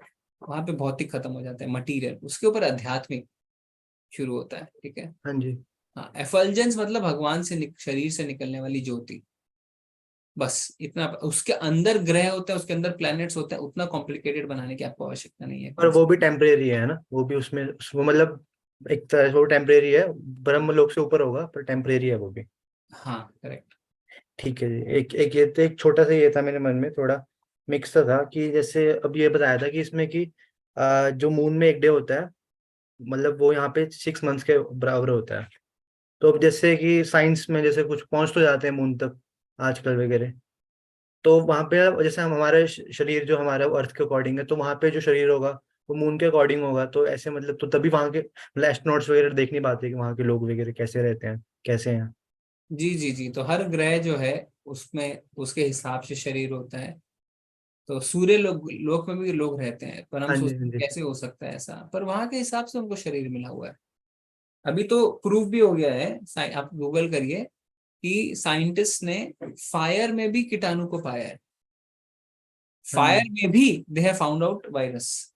हाँ जी, हाँ जी। यानी फायर का अगर वायरस है तो यानी वायरस का जो शरीर अगर हम कहें वैसा है कि वो फायर को भी सहन कर सकता है ना। पर हाँ हम जी, अपने नजरिए से चीजों को देखते हैं। और जो मून है, मून को हेवनली प्लैनेट्स में गिना जाता है कि जो स्वर्ग लोग है, यानी स्वर्ग में बहुत सारे प्लैनेट्स, उसमें से हाँ मून जी, भी हाँ जी। है। तो और मतलब, नहीं, बोलिए। आप बोलो, आप बोलो, आप बोलो। और वास्तव में अम, ठीक है, हम लाइव हैं अभी, बट हम कह रहे हैं कि हम मून में पहुंच गए हैं, पर इस पे बहुत बड़ा क्वेश्चन मार्क है प्रोफेसर। बहुत बड़ा क्वेश्चन मार्क है कि whether at all somebody has landed on the moon और नॉट। मतलब वही है ना कि जैसे सन में जो है वो वही देख पाएंगे, हम लोग नहीं देख पाएंगे कि हमारा वैसे शरीर नहीं है, हमारी वैसी मतलब बॉडी नहीं हमारे, बोल सकते, वैसे बोल सकते कि मेरी आंखें ही नहीं है वैसी, कि मैं करेक्ट, उस बनाया नहीं भगवान ने मुझे। करेक्ट, इसमें एक और चीज काफी अच्छी लगी, जैसे मैटर और एंटी मैटर के बारे में बताया हुआ था कि साइंस में भी वो पहले से भगवत गीता में था, मतलब है, जी मतलब जी जी जी। ठीक थी। हाँ जी प्रभु जी, बस यही था। हरे कृष्णा। अच्छा अच्छा प्रभु जी, बहुत सारी किताबें पढ़ रहे हैं, धन्यवाद प्रभु। हरे कृष्ण। हरे कृष्णा बसंती माता जी। हरे कृष्ण प्रभु जी। हरे कृष्ण। प्रभु जी, अभी आपने जो बताया ना इस्कन के लिए दान देते हैं, वो कैसे दे सकते हैं, क्या जी थोड़ा जी, हम बोले। लिंक भेज देंगे व्हाट्सएप में। सुमित प्रभु आपको क्लास के बाद लिंक भेज देंगे, आप दे सकते हैं, ठीक है। और एक सवाल, प्रभु जी, सपोज अगर कोई कुछ अच्छा किया है, कोई कुछ अच्छा किया है या कुछ अच्छा होता है उनका, जो हम सोचते हैं हम क्यों नहीं कर पाए, ये जो हम लोग का जो फीलिंग्स है, ये क्या अच्छा है या बुरा? नहीं बुरा ठीक है, अगर आप किसी को भक्ति में देख रहे हैं कि अरे वो 25 माला किया, हम तो 16 ही किए, हम क्यों नहीं कर पाए, ये अच्छी फीलिंग है। भक्ति में कंपटीशन होना चाहिए। प्रभुपाद जी बोलते थे कि भक्ति में कंपटीशन नहीं होगा तो हम लेथार्जिक होके बैठ जाएंगे। तो उसमें आप भगवान का सेवा में अपना फीलिंग्स को, अपना चीज एनर्जी को इस्तेमाल कर रहे हैं, तो उसमें कोई प्रॉब्लम है। नहीं है। तो दैट और इज अ दूसरी चीज और दूसरे कोई सपोज किसी का कुछ हुआ है, कोई कुछ अचीवमेंट किया है, तो हम सोचे हम क्यों नहीं कर पाए, ये जो हम लोग का जो बात है, ये फीलिंग्स, ये क्या अच्छा है या कोई हिंसा की बात है ये? भौतिक कंपटीशन है तो ये हिंसा है। मतलब अगर उसको मटेरियल अचीवमेंट के लिए है तो वो जेलसी है। पर अगर तो, भगवान का भक्ति में तो ये तरक्की, करना नहीं चाहिए। हाँ नहीं करना चाहिए। कि सपोज किसी को अच्छा नौकरी का मिल गया है तो आप बोल रहे हैं उसको कैसे मिल गया, मेरे को क्यों नहीं मिला, तो ये जेलसी है, तो वो हमें नहीं करनी चाहिए। हाँ ना अगर, उसको कैसे मिला वो बात नहीं, लेकिन हम सोच रहे हैं कि हम क्यों नहीं कर पा रहे हैं, हम हाँ अगर हमें आप क्यों अपने नहीं। अंदर इम्प्रूवमेंट की तरह देख रहे हैं तो फिर अच्छी बात है, तो नो प्रॉब्लम, तो फिर करने चाहिए आपको। पर उससे जलन मत करिए। अच्छा, हाँ ठीक है दूसरा प्रभु। कोई ऊपर है मुझे वो तो उसको, लिंक थोड़ा भेजिएगा हाँ क्लास वो भेज ग्रुप देते में। हैं, भेज देते हैं, भेज देते हैं। धन्यवाद प्रभु। हरे कृष्ण।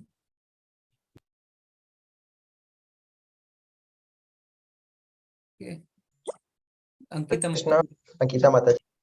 हम्म, हरे कृष्णा प्रभु जी। जी माता। अभी ये जो डिस्कशन हो रहा था उसी पे मुझे पूछना है कि जैसे कभी अचानक किसी को ऐसे लॉटरी लग जाती है या किसी को नौकरी मिल जाती है जो डिजर्विंग नहीं था, दूसरे बंदे को नहीं मिलती है, तो ये ऐसा क्यों होता है? प्रारब्ध, प्रारब्ध, प्रारब्ध मतलब हमारे विगत पुराने कर्मों के फल। तो कोई बच्चा पैदा होता है और पैदा होते ही डॉक्टर कहता है कि इसके हार्ट में एक छेद है। क्यों हुआ ऐसा? क्या किया उसने? तो कर्म भी शुरू नहीं किया ना। हम्म, क्यों हुआ? विगत कर्मों के कर्म है। तो ये हमारे से हम प्रारब्ध कहते हैं। भक्ति रस अमृत सिंधु में बहुत सुंदर तरीके से गोस्वामी ने बताया कि हमारे जो पाप कर्म होते हैं उसके 4 रिएक्शन होते हैं। प्रारब्ध, अप्रारब्ध, बीजम, कूटम। प्रारब्ध मतलब जो हम झेल रहे हैं अभी ऑलरेडी, पिछले जन्म के कर्म, अच्छे भी हो सकते हैं, बुरे भी हो सकते हैं। अप्रारब्ध मतलब कर्म कर दिए, फल अभी झेला नहीं है। चोर ने चोरी कर लिया, पकड़ा नहीं गया है, अप्रारब्ध।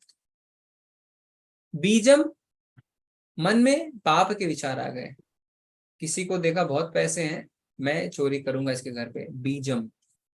और कूटम यानी पाप करने की टेंडेंसी बन जाना। तो चोर ने चोरी करी, पकड़ा नहीं गया, अब टेंडेंसी बन गई, मैं तो पकड़ा नहीं जाऊंगा, हमेशा पाप कर रहा है, पाप कर रहा है, पाप कर रहा है, तो इसे कहते हैं कूटम। तो ये 4 तरीके के रिएक्शन होते हैं और इसी साइकिल में हम फंसे रहते हैं।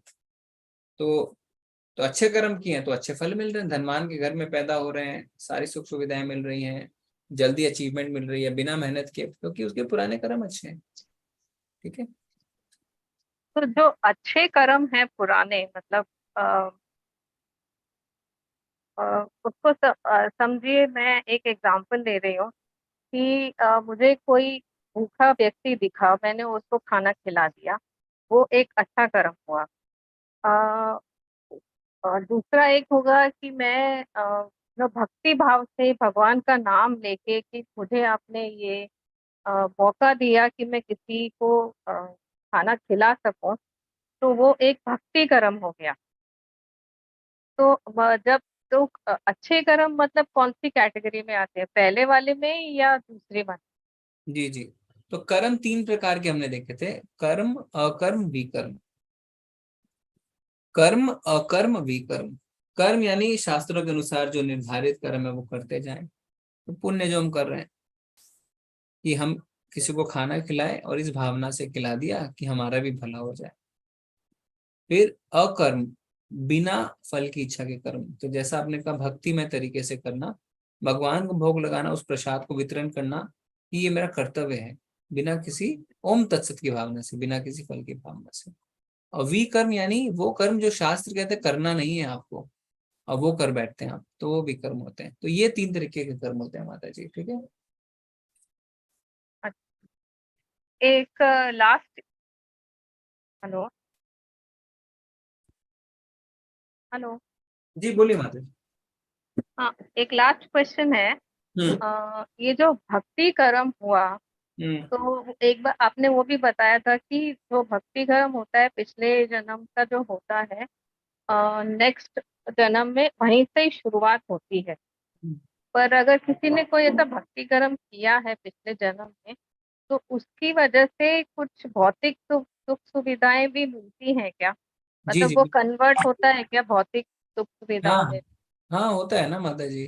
भगवान ने खुद ही कहा है 6th चैप्टर में अर्जुन को, अर्जुन पूछ रहे थे कि अगर किसी की भक्ति पूरी नहीं होती है तो क्या होता है, तो भगवान कहते हैं अगर थोड़े समय तक भक्ति करी है तो वो अमीर परिवार में जन्म लेगा। क्यों?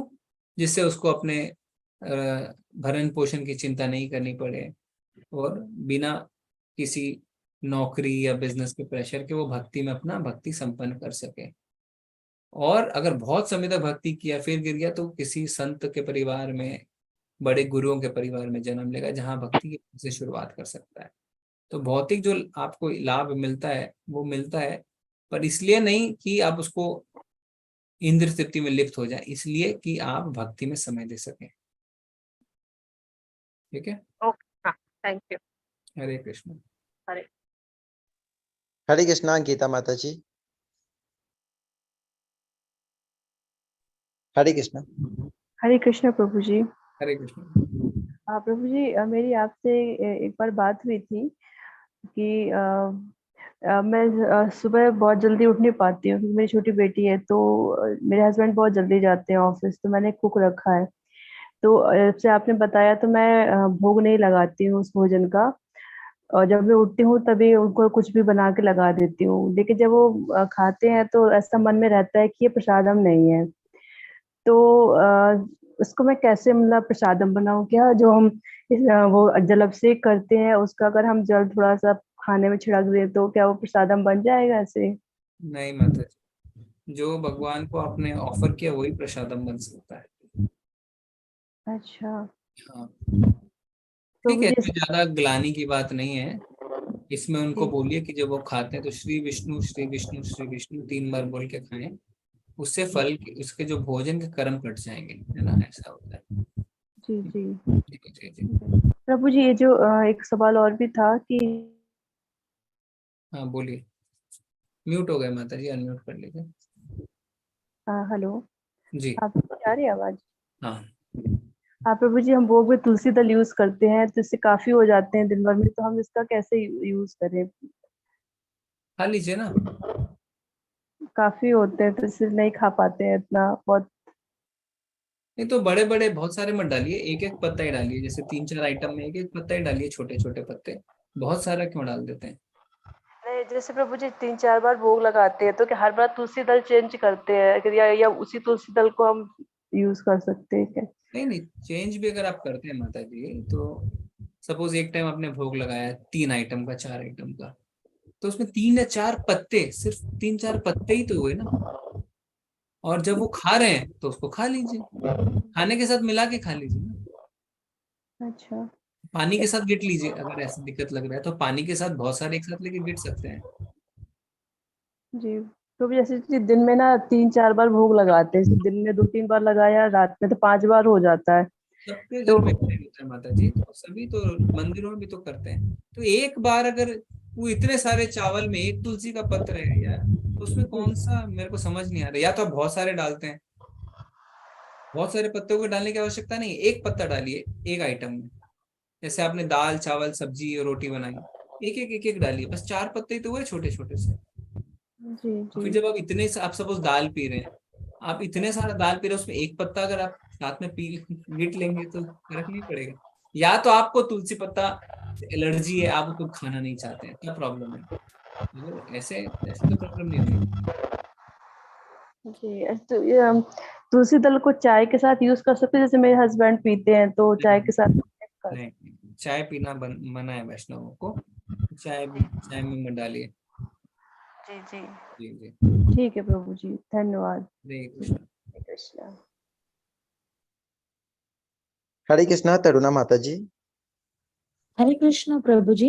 हरे कृष्ण। हरे कृष्ण प्रभु जी, मुझे वो दान के बारे में थोड़ा समझना था। जैसे दान, जैसे लिखा है कि श्रद्धा से करा हुआ अगर दान है तो वो ही चाहे श्रद्धा से दान करें या तप करें या कर्म करें तो वो ही लाभदायक है, अन्यथा कुछ लाभदायक नहीं है, और वो भी निष्काम भाव से करना है। अब इसमें अगर हम जैसे आपने बोला कि पैसे भी देते हैं, पैसे नहीं देते ठीक है, कपड़े देते हैं, कुछ भी देते हैं, कई बार उन चीजों का भी मिसयूज होता है। आप इस टाइम में हर चीज का मिसयूज होता है। जैसे कई जगह व्हील चेयर देते हैं, वो लोग वापस बेच देते हैं, ऐसा पता है मुझे, अंदर से सब कुछ होता है ये सब चीजें। तो मुझे ऐसा समझ आ रहा है, मतलब अपने अंदर से एक जवाब आता है जैसे हर चीज का, कि ऐसा है प्रभु जी कि जैसे कोई भी अगर हम दान करें तो हम ओम तत्सत करके और सही चीज का दान कर दें, फिर तो वो आगे वाले की इच्छा है, क्योंकि नहीं हम नहीं। नहीं। अच्छा। तो म्यूट करें मत, क्योंकि आपसे इको आती है जब आपका। तो ऐसा नहीं है कि आप आंख बंद करके मुक्त हो जाएंगे वहां से, नहीं। अगर आपको पता है, आप बिल्कुल सही कह रहे हैं। तो इसीलिए कई बार लोग क्या करते हैं, सपोज खाने का कुछ दान दे रहे हैं तो वो पैकेट को फाड़ के देते हैं कि उसे वापस नहीं कर पाएगा वो दुकानदार को। तो इसी तरीके से, या कोई कपड़े दिए तो पैकेट हटा देते हैं, टैग्स हटा देते हैं, कुछ कर देते हैं जिससे वापस बेच नहीं पाए। पर इतना डेस्परेट नहीं होना है दान करने के लिए कि वो अपना नुकसान करा बैठे।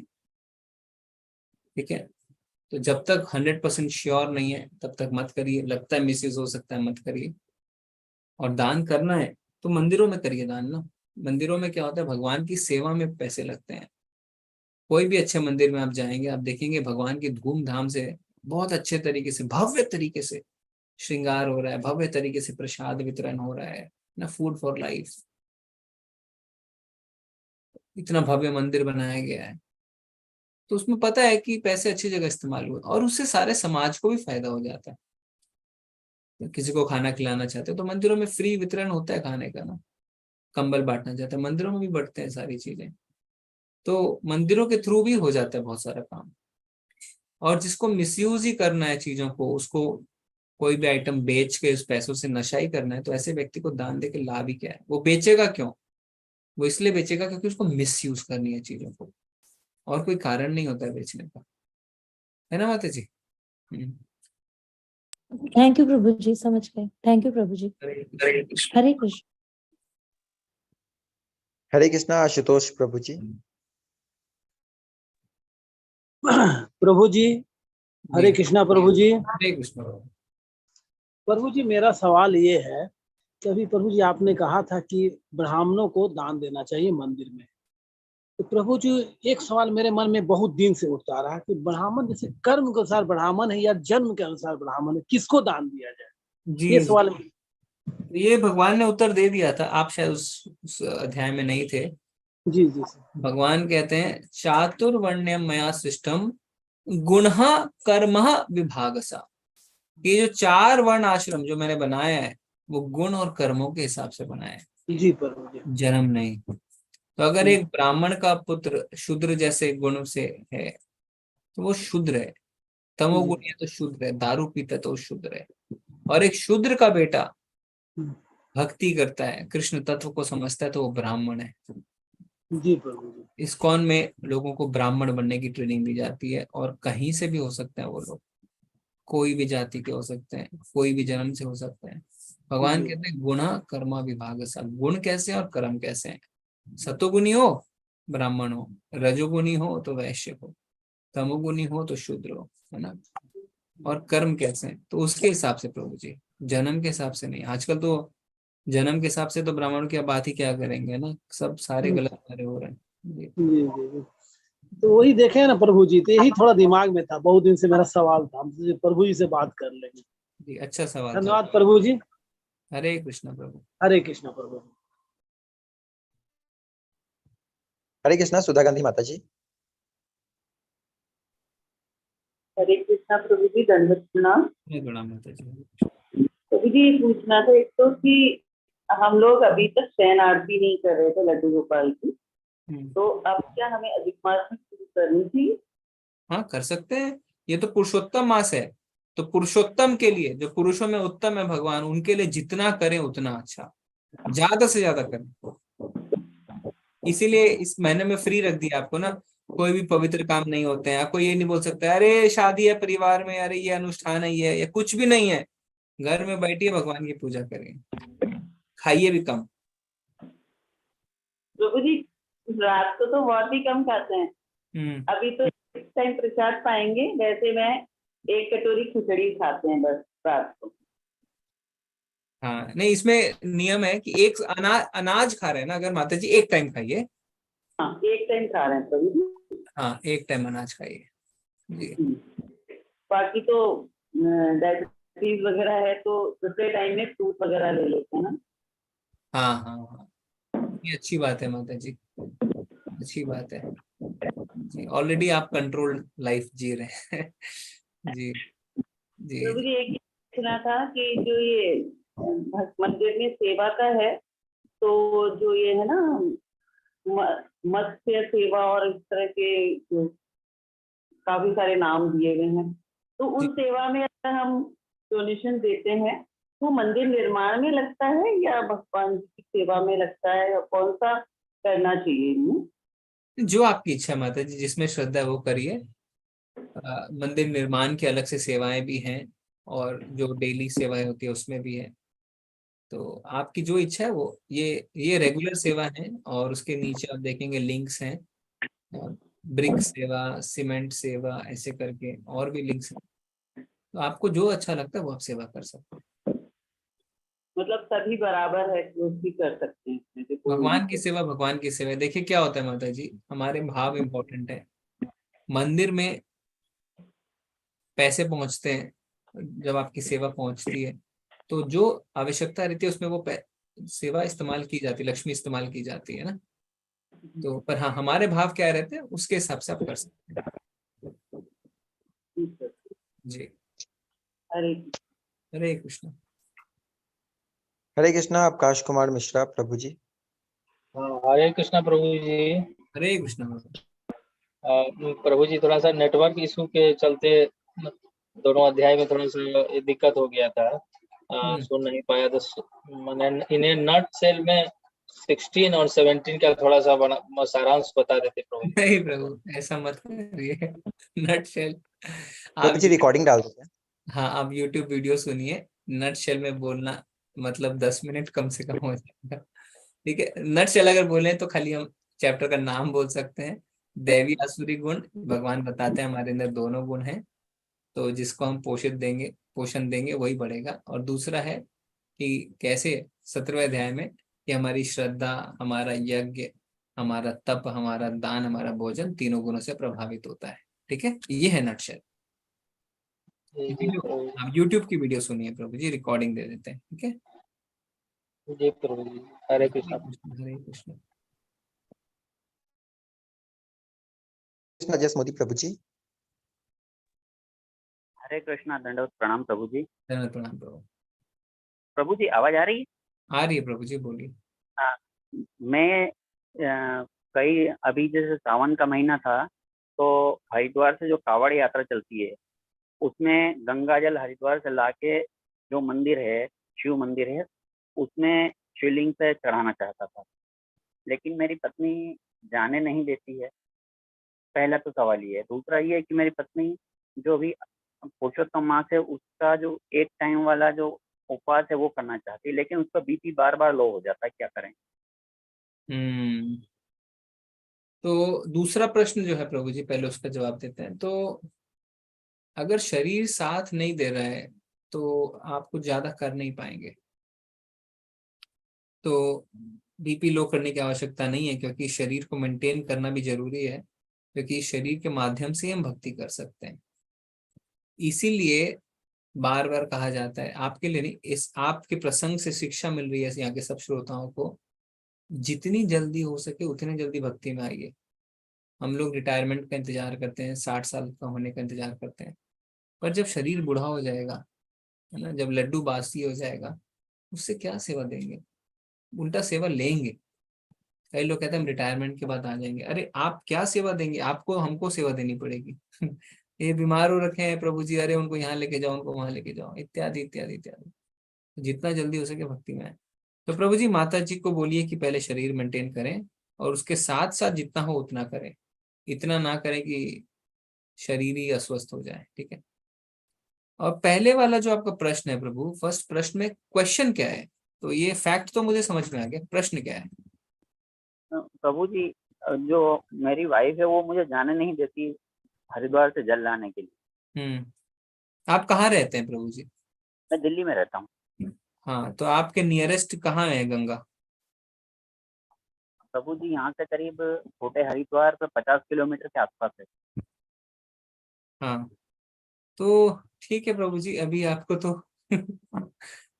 अभी मैं इसमें क्या बोलूँ आपको, माता जी जाने नहीं दे रहे हैं तो हरिद्वार, तो माता जी को लेके चले जाइए साथ में, तब वो खुश हो जाएंगे, है ना। उनको बोलिए चलो घूमने चलते हैं और हरिद्वार पहुंच जाइए।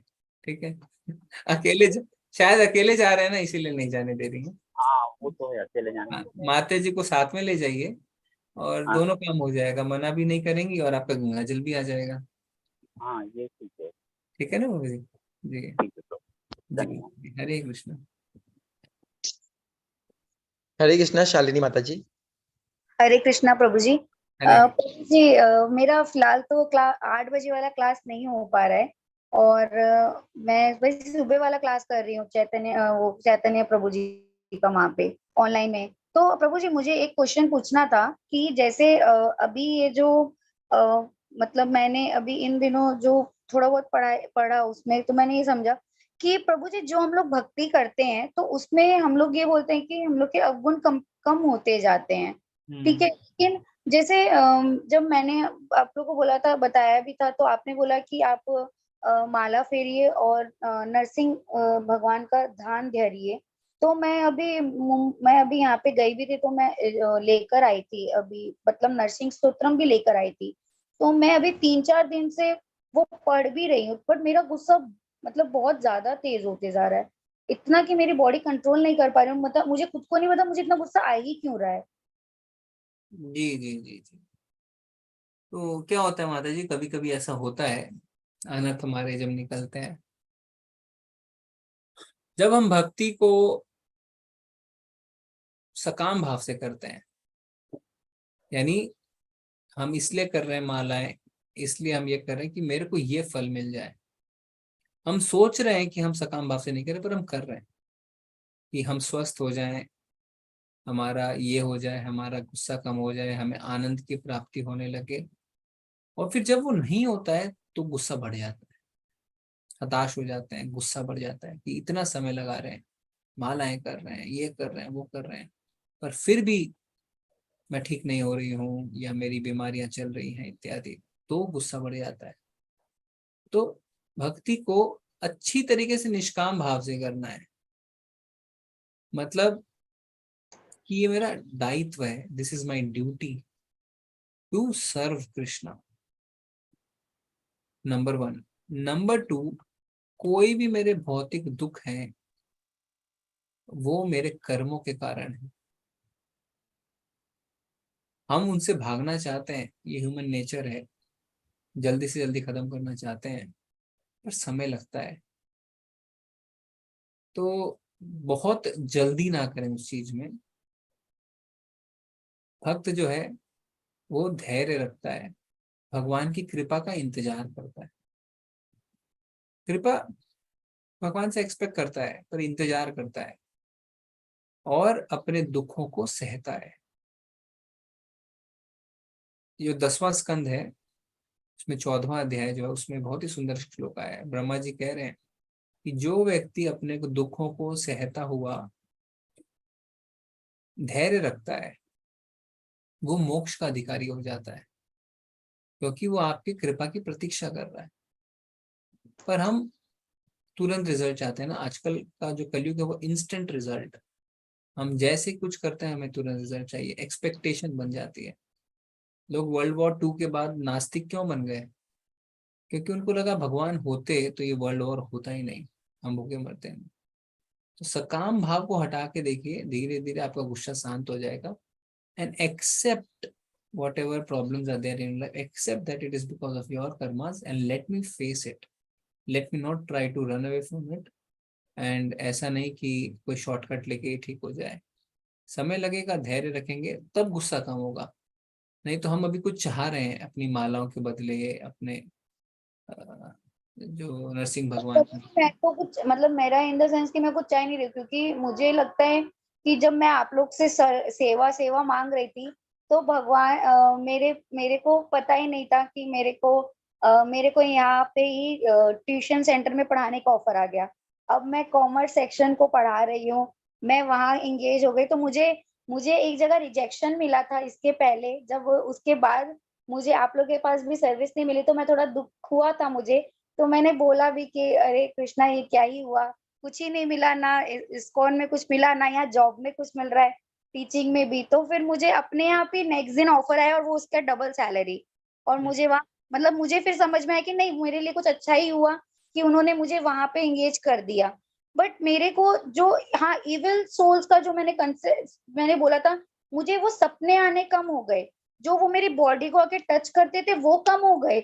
लेकिन जब मैं नरसिंह स्तोत्रम पढ़ के उठती हूँ या सुनती हूँ या नरसिंह आरती करके उठती हूँ ना, तो उसके बाद मुझे इतना गुस्सा क्यों आ रहा है मुझे समझ नहीं आ रहा, और मुझे मेरा बॉडी सहन नहीं कर पा रहा उस गुस्से को, मुझे कभी भी आ जा रहा है वो मतलब। और स्पेशली मुझे मुझे मेरे फैमिली मेंबर्स पे ज्यादा आ रहा है, क्योंकि मैं घर पे रह रही हूँ मैं उसको करने के बाद, तो मैं उसका गुस्सा क्यों उतार रही हूँ मुझे खुद को रीजन नहीं समझ रहा है। मैं कोई भी सिली रीजन पे गुस्सा कर रही हूँ, जो मैं बहुत पहले करती थी जब मेरा ये सब सीन था इविल सोल वाला, और अब वो वापस हुआ। हाँ ये मैं बोल सकती हूँ कि मुझे सपने आने में प्रॉब्लम्स अब कम हो गए, कि अब मुझे वो प्रॉब्लम्स नहीं आता है, वरना वो मेरी बॉडी को बहुत यूज करते थे, अब वो बंद हो चुका है मेरी लाइफ में। ये इफेक्ट उसका पता चला है मुझे इस 1 महीने के अंदर में। जी। आप कितनी मालाएं करते हैं मतलब जी? मिनिमम प्रभु जी पहले मैं 2 करती थी, 1 से शुरू किया था, फिर 2, फिर 4 तक मैं पहुंच गई हूँ। मैं हर दिन ट्राई करती हूँ कि मैं थोड़ा बढ़ाऊं। हाँ जिस दिन 11 रहता है उस दिन मैं 8-10 ऐसे मिनिमम करती हूँ। माला बढ़ाइए माता जी, 2 माला 4 माला अच्छी बात है, पर 16 माला तक पहुंचने की कोशिश करिए। प्रभु जी वही कर रही हूँ, बट मेरे मतलब हर काम को थोड़ा बैलेंस करते करते मैं टाइम ही नहीं लास्ट में बचता है मेरे पास, तो 4-5 तक मैं कोशिश तो कर रही हूँ कि मैं फटाफट उस चीज तक पहुंचूं कि हाँ मेरे को 16 का आपने पहले भी बोला था कि 16 का टारगेट लीजिए, आप 16 कंप्लीट कीजिए, तो मैं वो बहुत कोशिश कर रही हूँ। करिए, आप करिए, माला 16 करेंगे ना, तो क्योंकि वो रिकमेंडेड है वैसे तो गौड़ी संप्रदाय में 64 माला कही जाती है, यानी 1 लाख जप, पर प्रभुपाद जी की कृपा है थोड़ी, 64 माला करिए तब असली चीजें वो आपको इफेक्ट शुरू होगा।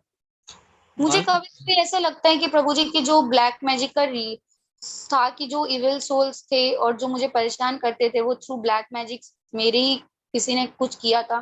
तो क्या पता वो जब मैं आरती करती हूँ या करती हूँ तो वो मुझे ज्यादा इम्पैक्ट देने लगते हैं या क्या, मुझे समझ नहीं आता है। नहीं, इतना मत सोचिए माता जी, देखिए है ना, भगवान साफ साफ कहते हैं, कृष्ण राखे मारे के, कृष्ण मारे राखे के। अगर कृष्ण को आपको प्रोटेक्ट करना है, नोबडी कैन हार्म यू, और कृष्ण को हार्म करना है, नोबडी कैन प्रोटेक्ट यू। तो you should have firm faith in that, and अवश्य रक्षिबे कृष्णा, हर जरूर भगवान मेरी रक्षा करेंगे। तो वो सब उनके बारे में ज्यादा सोचना बंद करिए, ज्यादा मत सोचिए, भगवान का नाम लीजिए, हर समय आपके मन में भगवान का नाम चलना चाहिए। हरे कृष्णा कृष्णा कृष्णा हरे हरे, हरे राम राम राम हरे। हाँ प्रभु, मैं हर टाइम यही करती हूँ, हर टाइम मैं खाना बना रही हूँ तो घर का कोई काम कर रही हूँ तो मैं हर टाइम उनका नाम ही ले रही हूँ, हर कॉन्स्टेंट सोच के उठ के उनके लिए। और प्रभु जी एक क्वेश्चन और था कि जैसे हम लोग गृहस्थ में हैं, ठीक है, और हम लोग को अब भगवत गीता में भी आप लोगों ने सिखाया और हम सीख भी रहे हैं कि हमें एक्सपेक्टेशंस नहीं करना चाहिए, हम लोग को अपना काम करते रहना चाहिए, जो हमारे साथ जैसा कर रहा है उसको हमारे को वैसा काम करते रहने देना चाहिए। लेकिन अगर प्रभु जी कोई, अगर समझ लीजिए हमारे कोई फैमिली मेंबर हैं और वो हमें मतलब उनका नेचर है कि वो कुछ भी उनको गलत करना है वो करते ही जाएंगे और वो हमें भी उस चीज में ड्रैग करेंगे, तो उस चीजों से दूर कैसे हुआ जाता है फिर? नहीं, वो आपको भगवान बुद्धि देंगे, भगवान अपने आप बुद्धि देंगे, इसीलिए मैं आपको कह रहा हूँ 16 माला तक पहुंचिए। ज्यादा प्लानिंग और स्ट्रेटेजी जब भगवान देखेंगे ना कि ये सारा समय मुझ में लगा रहा है, बाकी इसके पास इन सब चीजों के लिए समय नहीं है, तो ही विल गिव यू बुद्धि टू हैंडल ऑल दैट। कैसे करना है वो भगवान अपने आप बताएंगे, and then you will start connecting and you will start exchanging कि भगवान क्या करूं, देखिए मेरी तो कोई इच्छा नहीं है पर ये मुझे जबरदस्ती आप मेरी मदद करिए। आप देखेंगे कुछ ना कुछ ऐसी परिस्थिति आएगी कि आपकी मदद भगवान करेंगे। तो वो संबंध बनाइए, 16 माला से भगवान से वो संबंध बन सकता है। ठीक है। हाँ, ये एक परिस्थिति है, बहुत सारी ऐसी परिस्थिति आ सकती है जीवन में जब आप चाहते हैं मुझे इन सब चीजों में इन्वॉल्व नहीं होना है, मुझे मेरा समय ज्यादा वहां पे व्यर्थ नहीं करना है, मुझे तो भगवान में समय लगाना है, मैं क्या करूं मैं क्या करूं मैं क्या करूं। तो इस तरीके से भगवान जरूर मदद करेंगे। समय अगर आप वेस्ट नहीं कर रहे हैं, भगवान में लगा रहे हैं, तो भगवान अपनी मदद करेंगे। ठीक है प्रभु जी, हरे कृष्णा, थैंक यू। हरे कृष्णा। हरे कृष्णा। दीपा माता जी, दीपा माता जी, हरे कृष्णा।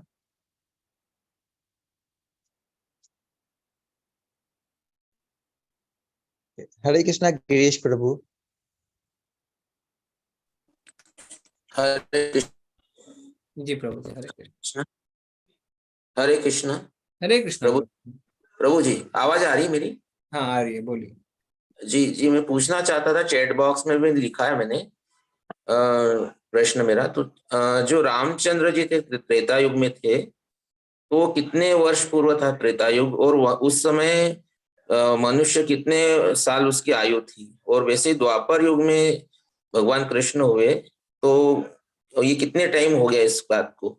जी जी जी, तो 5000 साल हुए हैं कलयुग को शुरू हुए जी। उसके पहले द्वापर था, ठीक है। द्वापर कुल 8,64,000 सालों का था। जी। कैसे याद रखेंगे? कलयुग का याद रखिए बस, कलयुग 4,32,000 साल का है, ओके जी। द्वापर इसका 2 गुना, त्रेता इसका 3 गुना, सतयुग इसका 4 गुना। जी। तो कितने साल पहले त्रेता था? 8,64,000 साल द्वापर और 5,000 साल कलयुग, तो यानी जोड़ देंगे 8,70,000 साल पहले त्रेता था। जी। तो त्रेता युग कितने साल चला? तो 4,32,000 टाइम्स 3 यानी 12,90,000 साल, ये त्रेता युग का अवधि था। और उस समय लोगों की आयु होती थी 1000 वर्ष की, 1,000 वर्ष की त्रेता युग। जी, तो इसमें जैसे बताते हैं कि जो साइंस आजकल बोलता है कि 5,000 साल पूर्व कृष्ण हुए, तो द्वापर युग के अंत में आए। 1,000 नहीं प्रभु जी, 10,000 वर्ष की थी त्रेता में। 1,00,000 वर्ष सतयुग में, 10,000। नहीं, 5,000 वर्ष पूर्व कृष्ण का जन्म हुआ था। जो महाभारत का काल है, तो द्वापर के अंत में हुआ था। नहीं, तो उस टाइम जब महाभारत का युद्ध हुआ तो भगवान की आयु 125 वर्ष की थी। ठीक है जी जी। हाँ, तो प्राय 5,000 बोल सकते हैं, 5,000 साल पहले। जी। जो कुंडली बनाई थी सॉफ्टवेयर से जो है, उसमें भगवान कृष्ण का जन्म 5,000 वर्ष पूर्व बताया है, और राम जी का जन्म 10,000 वर्ष पूर्व, मतलब रामायण का काल 10,000 वर्ष पूर्व बोला जाता है। नहीं, गलत है ना, गलत है, क्योंकि 10,000 साल पहले तो द्वापर ही चल रहा था। जी जी जी। और प्रभु जी, आपसे और भी प्रश्न कभी पूछना हो तो आपसे कैसे संपर्क हो सकता है? जैसे अभी तो ये कल एंड हो जाएगा इसका। हाँ, सुमित प्रभु को बोलिए, सुमित प्रभु के थ्रू संपर्क करिए। जी, आपसे चैट कर सकते हैं हम?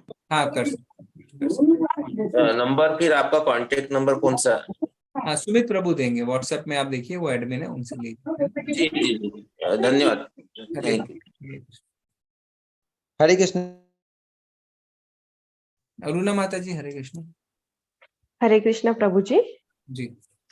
प्रभु जी, मेरे तो जब से मैं पाठ सुन रही हूँ तब से डाउट थे ही मुझे, लेकिन जो साथ साथ में जो बहनों ने और भाइयों ने पूछे हैं, थोड़े डाउट्स क्लियर हो गए।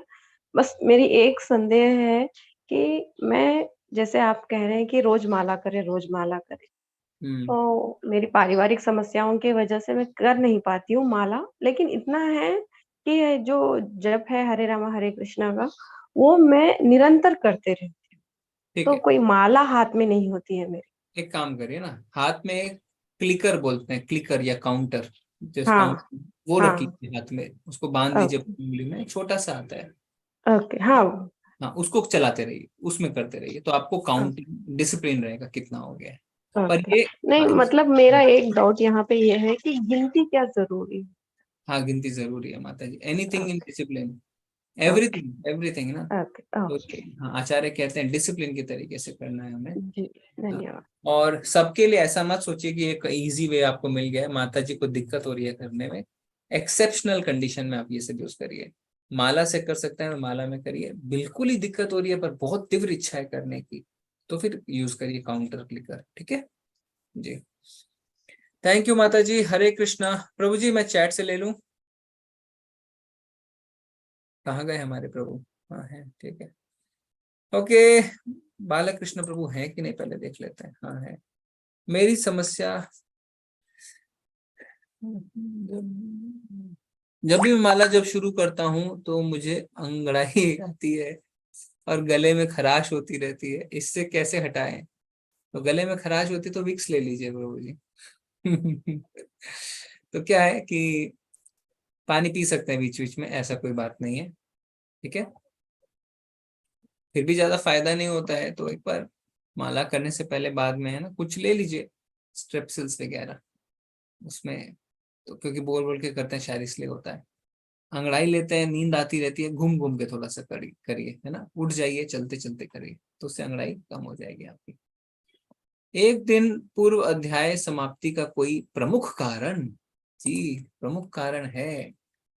अच्छा, निताई प्रभु है नहीं तो फिर ओके। बहुत ही शुद्ध हिंदी में उन्होंने प्रश्न लिखा है कि माता जी भी नहीं है। भोग में प्रयोग कई तुलसी का हमने जवाब दे दिया है। ओके, माता जी है कि नहीं? हाँ है।